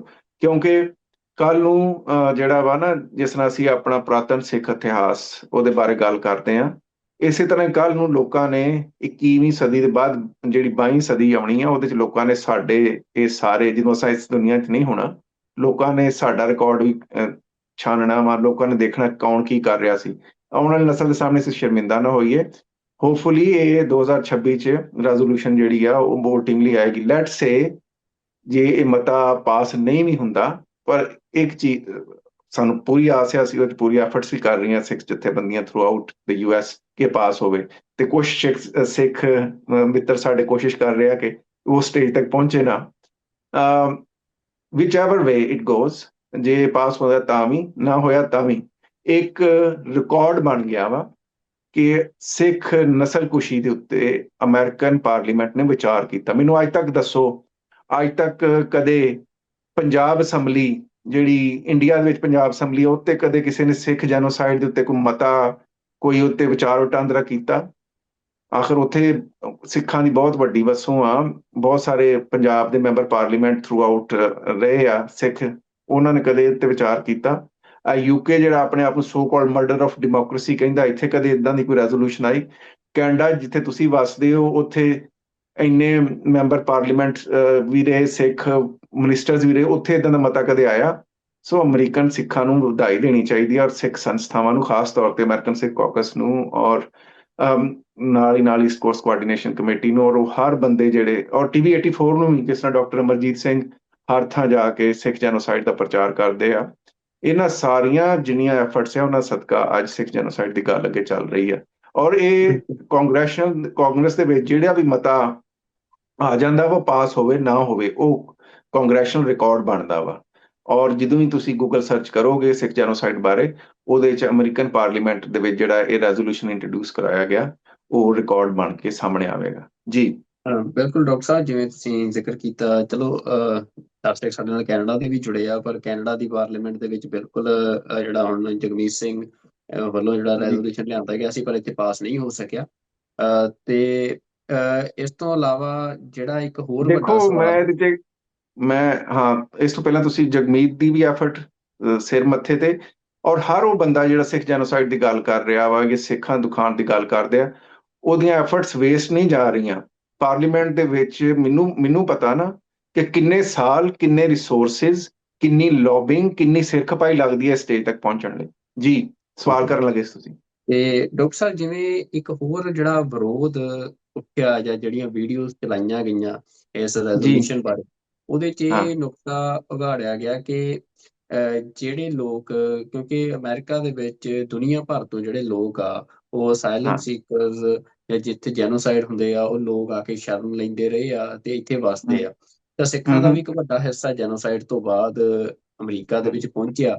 ਤਾਂ ਉਹਨਾਂ ਦੇ ਵੱਲੋਂ ਇਹ ਵੀਡੀਓ ਕਹੀ ਗਈ ਕਿ ਜੇ ਇਹ ਰੈਜ਼ੋਲੂਸ਼ਨ ਆਉਣ ਦੇ ਨਾਲ ਜਿਹੜੇ ਸਿੱਖ ਇੱਥੇ ਆ ਕੇ ਐਜ਼ ਅਸਾਈਲਮ ਸੀਕਰ ਉਹ ਰਹਿ ਰਹੇ ਆ, ਉਹਨਾਂ ਦੀ ਡੈਪੋਟੇਸ਼ਨ ਦਾ ਰਾਹ ਪੱਧਰਾ ਹੋਵੇਗਾ, ਉਹਨਾਂ ਨੂੰ ਡਿਪੋਰਟ ਕੀਤਾ ਜਾ ਸਕਦਾ ਜੇ ਰੈਜ਼ੋਲੂਸ਼ਨ ਪਾਸ ਹੁੰਦਾ ਆ, ਜਿਹਦੇ ਵਿੱਚ ਉਹ ਇਹ ਆਧਾਰ ਬਣਾ ਰਹੇ ਆ ਕਿ ਕਿਉਂਕਿ ਜਿਹੜੀ ਜੈਨੋਸਾਈਡ ਦੀ ਜਿਹੜੀ ਸਾਰੀ ਪਰਿਭਾਸ਼ਾ ਆ, ਉਹਨੂੰ ਸਿਰਫ 3 ਦਿਨਾਂ ਤੱਕ ਸੀਮਿਤ ਕਰ ਦਿੱਤਾ ਗਿਆ ਆ। ਤਾਂ ਇਸ ਕਰਕੇ ਜਿਹੜੇ ਬਾਕੀ ਦੇ ਸਾਰੇ ਸਮੇਂ ਦੇ ਦੌਰਾਨ ਜਿਹੜੀਆਂ ਘਟਨਾਵਾਂ ਨੂੰ ਆਧਾਰ ਬਣਾ ਕੇ ਇੱਥੇ ਅਮਰੀਕਾ ਦੇ ਵਿੱਚ ਜਿਨ੍ਹਾਂ ਨੇ ਸ਼ਰਨ ਲਈ ਆ, ਉਹ ਇੱਥੋਂ ਡਿਪੋਰਟ ਹੋਣਗੇ। ਤਾਂ ਇਹਦੇ ਬਾਰੇ ਤੁਸੀਂ ਕੀ ਕਹਿਣਾ ਚਾਹੁੰਦੇ? ਇਹ ਪਤਾ ਨਹੀਂ ਹੁਣ ਜਿਹੜੇ ਮਿੱਤਰ ਇਹ ਕਹਿ ਰਹੇ ਆ, ਜਾਂ ਤੇ ਮੇਰਾ ਖਿਆਲ ਹੈ ਕਿ ਉਹ ਇਸ ਲੈਵਲ ਦੇ ਆਪਣੇ ਆਪ ਨੂੰ ਸਮਝਦੇ ਆ ਕਿ ਪ੍ਰੈਜ਼ੀਡੈਂਟ ਟਰੰਪ ਨੇ ਨੈਸ਼ਨਲ ਸਿਕਿਉਰਿਟੀ ਐਡਵਾਈਜ਼ਰ ਟਾਈਪ ਕੋਈ ਅਪਾਇੰਟ ਕੀਤਾ ਹੋਵੇ, ਤਾਂ ਹੀ ਉਹ ਇਦਾਂ ਦੀਆਂ ਜਿਹੜੀਆਂ ਉਹ ਚੀਜ਼ਾਂ ਲੋਕਾਂ ਤੱਕ ਪਹੁੰਚਾ ਰਹੇ ਆ ਵੀ ਇਹ ਹੋ ਜਾਊਗਾ, ਤੁਸੀਂ ਡਿਪੋਰਟ ਹੋ ਜਾਓਗੇ। ਲੱਗਦਾ ਵੀ ਹੋਮਲੈਂਡ ਸਿਕਿਉਰਿਟੀ ਦੇ ਚੀਫ ਹੋਣਗੇ ਜਿਹੜੀ ਇਸ ਤਰ੍ਹਾਂ ਦੀ ਇੰਨੀ ਕਲੀਅਰ ਜਿਹੜਾ ਲੋਕਾਂ ਨੂੰ ਜਜਮੈਂਟ ਦੇ ਰਹੇ ਨੇ। ਦੇਖੋ, ਜਿਸ ਬੰਦੇ ਨੇ ਥੋੜਾ ਕਾਨੂੰਨ ਪੜ੍ਹਿਆ ਵਾ, ਔਰ ਜਿਨੇ ਸਿੱਖ ਸੰਘਰਸ਼ ਨੂੰ ਦੇਖਿਆ ਵਾ, ਪਹਿਲੀ ਤਾਂ ਗੱਲ ਇਹ ਹੈ ਕਿ ਸਿੱਖ ਜੈਨੋਸਾਈਡ ਦੀ ਗੱਲ ਤੇ ਹੁਣ ਸ਼ੁਰੂ ਹੋਈ ਹੈ। ਕਿਸੇ ਵੀ ਬੰਦੇ ਨੂੰ, ਮੈਂ ਇਹ ਗੱਲ ਧਿਆਨ ਨਾਲ ਸੁਣਨ ਵਾਲੀ ਆ, ਮੈਂ ਨਹੀਂ ਸਮਝਦਾ, ਮੈਂ ਕਿਉਂਕਿ ਹੁਣ ਵੀ ਜਿਹੜੇ ਕੋਰਟਸ ਕੇਸ ਲੱਗਦੇ ਆ ਕੁਝ ਲੋਕਾਂ ਦੇ, ਕਈ ਵਾਰੀ ਮੈਨੂੰ ਵੀ ਉਹਦੇ 'ਚ ਅਟਾਰਨੀ US ਤੋਂ, ਕੈਨੇਡਾ ਤੋਂ ਕੰਟੈਕਟ ਕਰਦੇ ਆ ਉਹਨਾਂ ਦੀ ਟੈਸਟਮਨੀਜ਼ ਲਿਖਣ ਵਾਸਤੇ। ਕਿਸੇ ਵੀ ਬੰਦੇ ਨੂੰ ਇਹ ਜਿਹੜਾ ਨਾ ਐਜ਼ ਅ ਗਰੁੱਪ ਕਿ ਸਿੱਖ ਜੈਨੋਸਾਈਡ ਦੇ ਨਤੀਜੇ, ਸਿੱਖ ਜੈਨੋਸਾਈਡ ਤੇ ਹਜੇ ਤੱਕ ਰੈਕਗਨਾਈਜ਼ ਹੀ ਨਹੀਂ ਹੈਗੀ ਅਮਰੀਕਨ ਲਾਜ਼ 'ਚ। ਅਜੇ ਤੇ ਅਸੀਂ ਕੋਸ਼ਿਸ਼ ਕਰ ਰਹੇ ਹਾਂ ਕਿ ਸਿੱਖ ਜੈਨੋਸਾਈਡ ਨੂੰ ਰੈਕਗਨਾਈਜ਼ ਕਰਵਾਇਆ ਜਾਏ। ਸੋ ਇਹ ਬੰਦੇ ਇਟਸੈਲਫ ਆਪਣੀ ਗੱਲ ਨੂੰ ਕੰਟਰਾਡਿਕਟ ਕਰ ਰਹੇ ਆ ਵੀ ਸਿੱਖ ਜੈਨੋਸਾਈਡ ਦੀ ਵਜ੍ਹਾ ਤੋਂ ਲੋਕਾਂ ਨੂੰ ਜਿਹੜਾ ਵਾ ਉਹ ਅਸਾਈਲਮ ਮਿਲਿਆ ਸੀ। ਕਿਸੇ ਇੱਕ ਕੇਸ ਦੇ ਵਿੱਚ ਵੀ ਜਿਹੜੇ ਲੋਕਾਂ ਨੂੰ ਇੱਥੇ ਅਸਾਈਲਮ ਮਿਲਿਆ ਵਾ, ਉਹਦੇ 'ਚ ਜੈਨੋਸਾਈਡ ਦਾ ਸ਼ਬਦ ਨਹੀਂ ਸੀ। ਹਰ ਬੰਦੇ ਜਿਹਨੇ ਅਸਾਈਲਮ ਕੇਸ ਆਪਣਾ ਫਾਈਲ ਕੀਤਾ ਨਾ ਅਮਰੀਕਾ 'ਚ ਜਾਂ ਕੈਨੇਡਾ 'ਚ ਅਸਾਈਲਮ ਲਈ, ਉਹਨਾਂ ਦੇ ਇੰਡੀਵਿਜੂਅਲ ਕੇਸਿਸ ਦੀ ਬੁਨਿਆਦ ਤੇ ਉਹਨਾਂ ਦੇ ਜਿਹੜੇ ਇੰਡੀਵਿਜੂਅਲ ਸਰਕਮਸਟਾਂਸਿਸ ਸੀ, ਹਰ ਬੰਦੇ ਦਾ ਵੱਖਰਾ ਵੱਖਰਾ ਦੁਖਾਂਤ ਆ। ਕਿਸੇ ਨੂੰ ਮਾਰਨ ਦੀ ਕੋਸ਼ਿਸ਼ ਕੀਤੀ ਗਈ, ਕਿਸੇ ਦੇ ਪਰਿਵਾਰ 'ਚੋਂ ਕੋਈ ਬੰਦਾ ਸ਼ਹੀਦ ਹੋਇਆ, ਕਿਸੇ ਦੇ ਰੇਪ ਦਾ ਕੇਸ ਸੀ। ਹਰ ਬੰਦੇ ਦਾ ਇੰਡੀਵਿਜੂਅਲ ਕੇਸ ਸੀ, ਔਰ ਜਿੰਨੇ ਅਸਾਈਲਮ ਗ੍ਰਾਂਟ ਹੋਏ ਆ on basis of individual cases ਹੋਏ ਆ, ਇੰਡੀਵਿਜੂਅਲ ਸਰਕਮਸਟਾਂਸਿਸ ਤੇ ਹੋਏ ਆ। ਜੈਨੋਸਾਈਡ ਤੇ ਹਜੇ ਤੱਕ ਅਮਰੀਕਾ 'ਚ ਰੈਕਗਨਾਈਜ਼ ਹੀ ਨਹੀਂ ਹੈਗੀ। ਤੇ ਕਿਸੇ ਵੀ ਕੇਸ ਦੇ ਵਿੱਚ ਜੈਨੋਸਾਈਡ ਦਾ ਮੈਂ ਨਹੀਂ ਸਮਝਦਾ ਸ਼ਬਦ ਵੀ ਕਦੇ ਵਰਤਿਆ ਗਿਆ ਹੋਵੇ ਜਾਂ ਜੱਜ ਨੇ ਕਿਸੇ ਨੂੰ ਵੀ ਅਸਾਈਲਮ ਗ੍ਰਾਂਟ ਕਰਦਿਆਂ ਹੋਇਆਂ ਲਿਖਿਆ ਹੋਵੇ ਕਿ ਇਹਦੀ ਕਮਿਊਨਿਟੀ ਦੀ ਜੈਨੋਸਾਈਡ ਹੋਈ ਆ ਤੇ ਮੈਂ ਇਹਨੂੰ ਜਿਹੜਾ ਵਾ ਉਹ ਸ਼ਰਨ ਦੇ ਰਿਹਾ। ਹਾਂ, ਜੇ ਕਦੇ ਇਹ ਹੁੰਦਾ ਜਿਸ ਤਰ੍ਹਾਂ ਅਮਰੀਕਾ 'ਚ ਹੋਇਆ ਸੀ ਬਹੁਤ ਪਹਿਲਾਂ, ਕਿ ਜਿਸ ਵੇਲੇ ਸੈਕੰਡ ਵਰਲਡ ਵਾਰ ਦੇ ਬਾਅਦ ਯਹੂਦੀ ਕਮਿਊਨਿਟੀ ਦਾ ਕੋਈ ਬੰਦਾ ਵੀ ਇੱਥੇ ਆ ਕੇ ਅਪਲਾਈ ਕਰਦਾ ਸੀ ਤੇ based on the Jewish genocide in the second world war by the Nazis, ਉਹਨਾਂ ਨੂੰ ਐਜ਼ ਅ ਗਰੁੱਪ ਹੀ ਜਿਹੜਾ ਸੀ ਉਹ ਅਸਾਈਲਮ ਦੇ ਦਿੱਤਾ ਜਾਂਦਾ ਸੀਗਾ ਪੂਰੇ ਯੂਰਪ 'ਚ। ਸਿੱਖਾਂ ਦੀ ਇਹ ਸਿਚੁਏਸ਼ਨ ਹੈ ਹੀ ਨਹੀਂ। ਹਰ ਸਿੱਖ ਜਿਹਨੇ ਅਸਾਈਲਮ ਅਪਲਾਈ ਕੀਤਾ ਵਾ ਉਹਦੇ ਕੇਸ ਨੂੰ ਇੰਡੀਵਿਜੂਅਲੀ ਦੇਖਿਆ ਕੋਰਟਸ ਨੇ ਔਰ ਅਥਾਰਟੀਜ਼ ਨੇ, ਔਰ ਉਹਦੇ ਇੰਡੀਵਿਜੂਅਲ ਸਰਕਮਸਟਾਂਸਿਸ ਜਿਸ ਬਹੁਤ ਸਾਰੇ ਲੋਕ ਜਿਹੜੇ, ਜਿਸ ਤਰ੍ਹਾਂ ਮੈਂ ਅੱਗੇ ਕਿਹਾ, ਐਟਰੋਸਿਟੀ ਕ੍ਰਾਈਮਸ ਦਾ ਨਿਸ਼ਾਨਾ ਬਣੇ ਆ, ਔਰ ਜਿਹੜਾ ਦੁਖਾਂਤ ਭਰਿਆ ਦੌਰ ਸੀ ਉਹਨਾਂ ਦੇ ਪਰਿਵਾਰ ਨਿਸ਼ਾਨਾ ਬਣੇ ਆ। ਸੋ ਇਹ ਜਿਹੜੀਆਂ ਗੱਲਾਂ ਵਾ ਇਹ ਸਿਰਫ ਲੋਕਾਂ ਨੂੰ ਬਹਿਕਾਉਣ ਲਈ ਆ ਤੇ ਸਿੱਖਾਂ ਨੂੰ ਕਿਸੇ ਪਾਸੇ ਨਾ ਲੱਗਣ ਦੇਣ ਦੀ ਲੋਕਾਂ ਦੀ ਕੋਸ਼ਿਸ਼ ਹੈ। ਜਿਹੜੇ ਬੰਦੇ ਵੈਸੇ ਕਰ ਰਹੇ ਆ ਨਾ ਅੱਜ ਕੱਲ੍ਹ, ਇੱਕ ਜਿਹੜਾ ਸਾਡਾ ਇੱਕ ਸਧਾਰਨ ਸਿੱਖ ਆ, ਉਹਨਾਂ ਨੂੰ ਬੇਨਤੀ ਕਰਨਾ ਕਿ ਜੇ ਤੁਸੀਂ, ਤੁਹਾਡੇ ਢਿੱਡ 'ਚ ਪੀੜ ਹੋਵੇ ਜਾਂ ਦਿਲ 'ਚ ਪੀੜ ਹੋਵੇ, ਤੇ ਇੱਕ ਜਨੈਰਿਕ ਹਿਊਮਨ ਬਿਹੇਵੀਅਰ ਆ ਕਿ ਅਸੀਂ ਬੈਸਟ ਸਪੈਸ਼ਲਿਸਟ ਕੋਲ ਜਾਂਦੇ ਆ, ਕਿ ਜਿਹੜਾ ਸਭ ਤੋਂ ਚੰਗਾ ਡਾਕਟਰ ਹੋਵੇ, ਜਿਹੜਾ ਉਸ ਗੱਲ ਦਾ ਜਾਣੂ ਹੋਵੇ, ਵਾਕਫ ਹੋਵੇ, ਅਸੀਂ ਉਹਦੇ ਕੋਲੋਂ ਇਲਾਜ ਕਰਵਾਉਂਦੇ ਆ। ਅਸੀਂ ਕਿਸੇ ਕੁਐਕ ਕੋਲ, ਕਿਸੇ ਹਕੀਮ ਕੋਲ, ਕਿਸੇ ਝੋਲਾ ਚੁੱਕ ਬੰਦੇ ਕੋਲ ਨਹੀਂ ਜਾਂਦੇ ਕਿ ਸਾਨੂੰ ਇਹ ਬਿਮਾਰੀ, ਸਾਡੇ ਦਾ ਇਲਾਜ। ਇਸੇ ਤਰ੍ਹਾਂ ਤੁਹਾਡਾ ਜਿਹੜਾ ਥਾਟ ਪ੍ਰੋਸੈਸ ਹੈ ਨਾ, ਜਿਹੜਾ ਤੁਹਾਡਾ ਦਿਮਾਗ ਆ, ਇਹ ਤੁਹਾਡੀ ਜਿਸਮ ਦਾ ਬਹੁਤ ਵੱਡਾ ਆਰਗਨ ਹੈ। ਇਹਨੂੰ ਗੰਦ ਨਾਲ ਜਿਹੜੀ ਆ ਸੋਸ਼ਲ ਮੀਡੀਆ ਤੇ ਟੁਰਿਆ ਫਿਰਦਾ ਨਾ, ਹਰ ਕੋਈ ਅੱਜ ਕੱਲ੍ਹ ਜਰਨਲਿਸਟ ਵੀ ਆ, ਐਨਾਲਿਸਟ ਵੀ ਆ ਤੇ ਐਕਸਪਰਟ ਵੀ ਆ। ਇਹ ਦਿਮਾਗ ਜਿਹੜਾ ਵਾ ਤੁਹਾਡਾ ਬ੍ਰੇਨ ਹੈ, ਇਹਨੂੰ ਜਿਹੜੀ ਡਿਸਇਨਫੋਰਮੇਸ਼ਨ ਦਾ ਗੰਦ ਆ ਉਹਦੇ ਨਾਲ ਨਾ ਭਰਿਆ ਕਰੋ, ਤੇ ਨਾ ਇਹਨੂੰ ਲਾਈਕ ਤੇ ਸ਼ੇਅਰ ਕਰਿਆ ਕਰੋ ਕਿ ਜਿੱਥੇ ਜਿਹਨੇ ਕਿਹੜੀ ਜੋ ਗੱਲ ਕਰ ਦਿੱਤੀ ਉਹ ਤੁਸੀਂ ਲੈ ਕੇ ਅੱਗੇ ਟੁਰ ਪਵੋ ਜਾਂ ਉਹਨੂੰ ਸੱਚਾ ਮੰਨ ਲਓ। ਇਹਨੂੰ ਕਹਿੰਦੇ ਆ ਸਾਈਕੋਲੋਜੀ ਦੇ ਵਿੱਚ ਕੋਗਨੇਟਿਵ ਮਾਈਜ਼ਰ, ਕਿ ਤੁਸੀਂ ਐਫਰਟ ਨਹੀਂ ਕਰਨਾ ਚਾਹੁੰਦਾ ਤੁਹਾਡਾ ਦਿਮਾਗ, ਤੁਸੀਂ ਕੋਗਨੇਟਿਵਲੀ ਮਾਈਜ਼ਰ ਹੋ, ਕੰਜੂਸ ਹੋ, ਕਿ ਤੁਸੀਂ ਥੋੜੀ ਐਫਰਟ ਨਹੀਂ ਕਰਨਾ ਚਾਹੁੰਦੇ ਕਿ ਮੈਂ ਥੋੜਾ ਜਿਹਾ ਖੋਜਾਂ ਤਾਂ ਸਹੀ ਵੀ ਇਹਦੇ ਸੱਚ ਕਿੰਨਾ ਕੁ ਆ, ਝੂਠ ਕਿੰਨਾ ਕੁ ਆ। ਇਸ ਵਾਸਤੇ ਮੇਰੀ ਇਹੀ ਬੇਨਤੀ ਆ ਵੀ ਜਿਹੜੇ ਬੰਦੇ ਇਹ ਗੱਲਾਂ ਕਰਦੇ ਆ ਉਹਨਾਂ ਦਾ ਥੋੜਾ ਰਿਕਾਰਡ ਚੈੱਕ ਕਰੋ ਵੀ ਉਹ ਇਸ ਗੱਲ ਕਰਨ ਦੇ ਯੋਗ ਵੀ ਹੈਗੇ ਆ ਕਿ ਨਹੀਂ। ਐਵੇਂ ਐਕਸਪਰਟ ਬਣੀ ਫਿਰਦੇ ਆ ਔਰ ਐਡੀ ਵੱਡੀ ਸਟੇਟਮੈਂਟ ਦੇ ਦੇਣੀ ਕਿ ਜੀ ਇਹਨਾਂ ਨੂੰ ਡਿਪੋਰਟ ਕਰ ਦਿੱਤਾ ਜਾਏਗਾ। ਮੈਂ ਵੈਸੇ ਸਿੱਖ ਜਥੇਬੰਦੀਆਂ ਨੂੰ ਜਿਹੜਾ ਨਾ ਉਹ ਬੇਨਤੀ ਕਰਨਾ ਕਿ ਇਹਨਾਂ ਬੰਦਿਆਂ ਨੂੰ ਕਾਨੂੰਨ ਦੇ ਕਟਹਿਰੇ 'ਚ ਲਿਆਉਣ। ਇਹ ਇੱਕ ਅਨਰੈਸਟ ਕ੍ਰੀਏਟ ਕਰਨ ਦੀ ਕੋਸ਼ਿਸ਼ ਕਰ ਰਿਹਾ ਕਮਿਊਨਿਟੀ ਦੇ ਵਿੱਚ ਝੂਠੀਆਂ ਖਬਰਾਂ ਦੇ ਕੇ, ਔਰ ਨਾਲ ਹੀ ਨਾਲ ਇਹ ਜੇ ਦਾ ਕੰਟੈਕਸਟ ਇਹ ਦੇਖਿਆ ਜਾਏ ਕਿ ਹਾਲ ਦੀ ਸਰਕਾਰ ਨੂੰ ਵੀ ਬਦਨਾਮ ਕਰਨ ਦੀ ਕੋਸ਼ਿਸ਼ ਕਰ ਰਹੇ ਕਿ ਅਮਰੀਕਨ ਸਰਕਾਰ ਲੋਕਾਂ ਨੂੰ ਡਿਪੋਰਟ ਕਰੂਗੀ, ਸਿੱਖਾਂ ਨੂੰ ਡਿਪੋਰਟ ਕਰੂਗੀ। ਇਹ ਇੱਕ ਜਿਹੜੀ ਆ ਨਾ ਉਹ ਡਿਸਇਨਫੋਰਮੇਸ਼ਨ ਕੈਂਪੇਨ ਆ, ਨਾਟ ਅਗੇਂਸਟ ਦ ਸਿੱਖ ਕਮਿਊਨਿਟੀ ਔਰ ਇਹਦੀਆਂ ਜਥੇਬੰਦੀਆਂ ਦੇ ਖਿਲਾਫ ਨਹੀਂ, ਬਲਕਿ ਅਮਰੀਕਾ ਦੀ ਸਰਕਾਰ ਦੇ ਖਿਲਾਫ ਹੀ ਇੱਕ ਡਿਸਇਨਫੋਰਮੇਸ਼ਨ ਕੈਂਪੇਨ ਆ ਕਿ ਸਿੱਖਾਂ ਨੂੰ ਡਿਪੋਰਟ, ਔਰ ਇਹ ਪਬਲਿਕ ਅਨਰੈਸਟ ਕ੍ਰੀਏਟ ਕਰਨ ਦੀ ਕੋਸ਼ਿਸ਼ ਆ। ਜਿਹੜੇ ਬੰਦੇ ਵੀ ਇਹ ਕਰ ਰਹੇ ਆ ਉਹਨਾਂ ਨੂੰ ਚਾਹੀਦਾ ਕਿ ਇਸ ਕੰਮ ਤੋਂ ਹਟ ਜਾਣ। ਜੇ ਨਾ ਹਟਣ ਤੇ ਮੈਂ ਸਿੱਖ ਜਥੇਬੰਦੀਆਂ ਨੂੰ ਇਹ ਬੇਨਤੀ ਕਰਨਾ ਕਿ ਉਹਨਾਂ ਨੂੰ ਤੇ ਉਹਨਾਂ ਦੇ ਜਿਹੜੇ ਹੈਂਡਲਰ ਬਾਹਰ ਬੈਠੇ ਆ, ਉਹਨਾਂ ਦੇ ਜਿਹੜੇ ਐਵੇਂ ਨਹੀਂ ਇਹ ਕੰਮ ਹੁੰਦੇ, ਇਹ ਸਾਰੇ ਕਿਸੇ ਨਾ ਕਿਸੇ ਦੇ ਹੱਥ ਠੋਕਿਆ ਔਰ ਇਹਨਾਂ ਦੇ ਹੈਂਡਲਰ ਜੋ ਬਾਹਰੋਂ ਕਹਿੰਦੇ ਆ ਨਾ ਇੱਥੇ ਕਰਦੇ ਆ। ਟ੍ਰਾਂਸਨੈਸ਼ਨਲ ਰਿਪਰੈਸ਼ਨ ਦੀ ਬੜੀ ਤਗੜੀ ਲੈਜਿਸਲੇਸ਼ਨ ਅਮਰੀਕਨ ਪਾਰਲੀਮੈਂਟ ਚੱਲ ਰਹੀ ਆ। ਇਹਨਾਂ ਸਾਰੇ ਬੰਦੇ ਜਿਹੜੇ ਅਮਰੀਕਾ ਦੇ ਵਿੱਚ ਸਿੱਖ ਕਮਿਊਨਿਟੀ ਦੇ ਵਿੱਚ ਅਨਰੈਸਟ ਔਰ ਡਿਸਇਨਫੋਰਮੇਸ਼ਨ ਕੈਂਪੇਨਾਂ ਕਰ ਰਹੇ ਆ on behalf of there handlers abroad, ਉਹਨਾਂ ਸਾਰਿਆਂ ਨੂੰ ਰਿਪੋਰਟ ਕਰੋ ਤਾਂ ਕਿ ਇਹਨਾਂ ਨੂੰ ਪਤਾ ਲੱਗੇ ਕਿ ਇਸ ਤਰ੍ਹਾਂ ਕਮਿਊਨਿਟੀ ਦੇ ਵਿੱਚ ਭੰਡੀ ਪ੍ਰਚਾਰ, ਝੂਠਾ ਪ੍ਰਚਾਰ ਕਿਸ ਤਰ੍ਹਾਂ ਕਰੀਦਾ। ਬਿਲਕੁਲ। ਬਹੁਤ ਧੰਨਵਾਦ ਡਾਕਟਰ ਚੀਮਾ ਤੁਹਾਡਾ, ਤੁਸੀਂ ਬੜਾ ਕੀਮਤੀ ਸਮਾਂ ਕੱਢਿਆ ਆਪਣਾ, ਤੇ ਜਿਹੜੀ ਇਹ ਕਲੈਰੀਫਿਕੇਸ਼ਨ ਸੀ ਇਹਨਾਂ ਸਾਰੇ ਜਿਹੜੇ ਸਵਾਲ ਸਾਡੇ ਸਾਹਮਣੇ ਵੀ ਘੁੰਮ ਰਹੇ ਸੀ, ਜਿਵੇਂ ਤੁਸੀਂ ਮਤਲਬ ਸੋਸ਼ਲ ਮੀਡੀਆ ਦੇ ਉੱਤੇ ਲੋਕਾਂ ਤੱਕ ਵੀ ਇਹ ਗੱਲਾਂ ਜਾ ਰਹੀਆਂ ਸੀ। ਤਾਂ ਇਹ ਰੈਜ਼ੋਲੂਸ਼ਨ ਬੜਾ ਇੰਪੋਰਟੈਂਟ ਰੈਜ਼ੋਲੂਸ਼ਨ ਆ, ਜਿਹੜਾ ਕਿ ਅਮਰੀਕਨ ਪਾਰਲੀਮੈਂਟ ਦੇ ਵਿੱਚ, ਅਮਰੀਕਨ ਕਾਂਗਰਸ ਦੇ ਵਿੱਚ ਜਿਹੜਾ ਹੁਣ ਲਿਆਂਦਾ ਗਿਆ ਆ, ਤੇ ਉਹਦੇ ਤੇ ਅੱਗੇ ਕੀ ਕਾਰਵਾਈ ਹੁੰਦੀ ਆ ਉਹ ਵੀ ਅਸੀਂ ਤੁਹਾਡੇ ਤੱਕ ਜਿਹੜੀ ਜਾਣਕਾਰੀ ਆ ਟੀਵੀ 84 ਦੇ ਰਾਹੀਂ ਜਿਵੇਂ ਵੀ ਕੋਈ ਨਵੀਂ ਅਪਡੇਟ ਆਉਂਦੀ ਆ ਤੁਹਾਡੇ ਤੱਕ ਸਾਂਝੀ ਕਰਦੇ ਰਹਾਂਗੇ। ਪਰ ਹਾਂ ਮੈਂ ਜਿਹੜੀ ਵੀ ਇੱਕ ਇਸ ਤੋਂ ਪਹਿਲਾਂ ਕਿ ਤੁਸੀਂ ਜਾਓ, ਮੈਂ ਇੱਕ ਹੋਰ ਬੇਨਤੀ ਕਰਾਂ। ਮੈਂ ਦੇਖਿਆ ਅੱਜ ਕੱਲ੍ਹ ਨਾ ਲੋਕਾਂ ਨੂੰ ਜਿਹੜਾ ਨਾ ਉਹ ਪੁਆਇੰਟ ਸਕੋਰਿੰਗ ਦੀ ਆਦਤ ਆ। ਕੁਛ ਜਿਹੇ ਬੰਦੇ ਜਿਨ੍ਹਾਂ ਨੇ ਥਰੂ ਆਊਟ ਸਿੱਖ ਜੈਨੋਸਾਈਡ ਹੋਵੇ, ਸਿੱਖ ਮਤ ਦੀ ਹੋਵੇ, ਅਮਰੀਕਨ ਸਿੱਖ ਕਾਕਸ ਦੀ ਕੋਈ ਵੀ ਕਾਰਵਾਈ ਹੋਵੇ, ਉਹਦਾ ਰੱਜ ਕੇ ਵਿਰੋਧ ਕੀਤਾ। ਬਲਕਿ ਉਹ ਲੋਕ ਜਿਹੜੇ ਸਿੱਖ ਕਮਿਊਨਿਟੀ ਦੇ ਖਿਲਾਫ ਕਰਦੇ ਰਹੇ ਕੰਮ, ਉਹਨਾਂ ਨੂੰ ਸਰੋਪੇ ਦਿੱਤੇ। ਅੱਜ ਕੱਲ ਇਹੋ ਜਿਹੇ ਵੀ ਕੁਝ ਬੰਦੇ ਮੈਂ ਦੇਖੇ ਆ ਜਿਨ੍ਹਾਂ ਦਾ 1 ਟਕੇ ਦੀ ਕੰਟਰੀਬਿਊਸ਼ਨ ਨਹੀਂ ਹੈਗੀ ਸਿੱਖ ਜੈਨੋਸਾਈਡ ਰੈਜ਼ੋਲੂਸ਼ਨ ਲਿਆਉਣ 'ਚ। ਉਹ ਵੀ ਅੱਜ ਕੱਲ 841 ਦੇ ਨਾਲ ਆਪਣੀਆਂ ਫੋਟੋ ਲਾ ਕੇ ਤੇ ਸ਼ੇਅਰ ਕਰ ਰਹੇ ਆ। ਚਲੋ ਕੋਈ ਨਹੀਂ, ਅਸੀਂ ਇਸ ਗੱਲ ਦੀ ਮੈਂ ਨਿਖੇਧੀ ਨਹੀਂ ਕਰਦਾ। ਬੇਸ਼ੱਕ ਉਹਨਾਂ ਦੀ ਕੋਈ ਕੰਟਰੀਬਿਊਸ਼ਨ ਨਹੀਂ ਹੈਗੀ, ਪਰ ਚਲੋ ਜੇ ਇਹਨੂੰ ਔਨ ਕਰਦੇ ਆਈ ਲਾਈਕ ਦੈਟ। ਤੇ ਇਹੋ ਜਿਹੇ ਮਿੱਤਰਾਂ ਨੂੰ ਵੀ ਇਹ ਬੇਨਤੀ ਆ ਵੀ ਤੁਸੀਂ ਜੇ ਪਹਿਲਾਂ ਕੁਝ ਨਹੀਂ ਨਾ ਕੀਤਾ ਤੇ ਹੁਣ ਹੀ ਕਰ ਲਓ, ਤਾਂ ਕਿ ਤੁਸੀਂ ਜਿਹੜੀਆਂ ਫੋਟੋ ਲਾ ਕੇ ਇਸ ਰੈਜ਼ੋਲੂਸ਼ਨ ਨਾਲ ਸ਼ੇਅਰ ਕਰ ਰਹੇ ਹੋ ਨਾ, ਇਸ ਯੋਗ ਹੋ ਜਾਓ ਕੱਲ ਲੋਕਾਂ ਨੂੰ ਕੁਝ ਦੱਸ ਸਕੋ ਕਿ ਤੁਸੀਂ ਇਸ ਰੈਜ਼ੋਲੂਸ਼ਨ ਨੂੰ ਪਾਸ ਕਰਾਉਣ 'ਚ ਕੋਈ ਨਾ ਕੋਈ ਰੋਲ ਪਲੇ ਕੀਤਾ ਵਾ। ਤੇ ਡਾਕਟਰ ਚੀਮਾ, ਤੁਹਾਡਾ ਫੇਰ ਤੇ ਬਹੁਤ ਧੰਨਵਾਦ, ਤੇ ਸਾਡੇ ਨਾਲ ਜੁੜੇ ਹੋਏ ਸਾਰੇ ਦਰਸ਼ਕਾਂ ਦਾ ਵੀ ਧੰਨਵਾਦ। ਤੇ ਅੱਜ ਦੇ ਪ੍ਰੋਗਰਾਮ ਦੇ ਵਿੱਚ ਫਿਲਹਾਲ ਇੰਨਾ ਹੀ ਸਮਾਂ ਸੀ, ਤੇ ਅਗਲੇ ਪ੍ਰੋਗਰਾਮ ਦੇ ਵਿੱਚ ਫੇਰ ਕਿਸੇ ਹੋਰ ਮਹਿਮਾਨ ਦੇ ਨਾਲ ਤੁਹਾਡੇ ਅੱਗੇ ਹਾਜ਼ਰ ਹੋਵਾਂਗੇ। ਤੇ ਉਦੋਂ ਤੱਕ ਰੱਬ ਰਾਖਾ ਜੀ। ਵਾਹਿਗੁਰੂ ਜੀ ਕਾ ਖਾਲਸਾ, ਵਾਹਿਗੁਰੂ ਜੀ ਕੀ ਫਤਿਹ। ਵਾਹਿਗੁਰੂ ਜੀ ਕਾ ਖਾਲਸਾ, ਵਾਹਿਗੁਰੂ ਜੀ ਕੀ ਫਤਿਹ।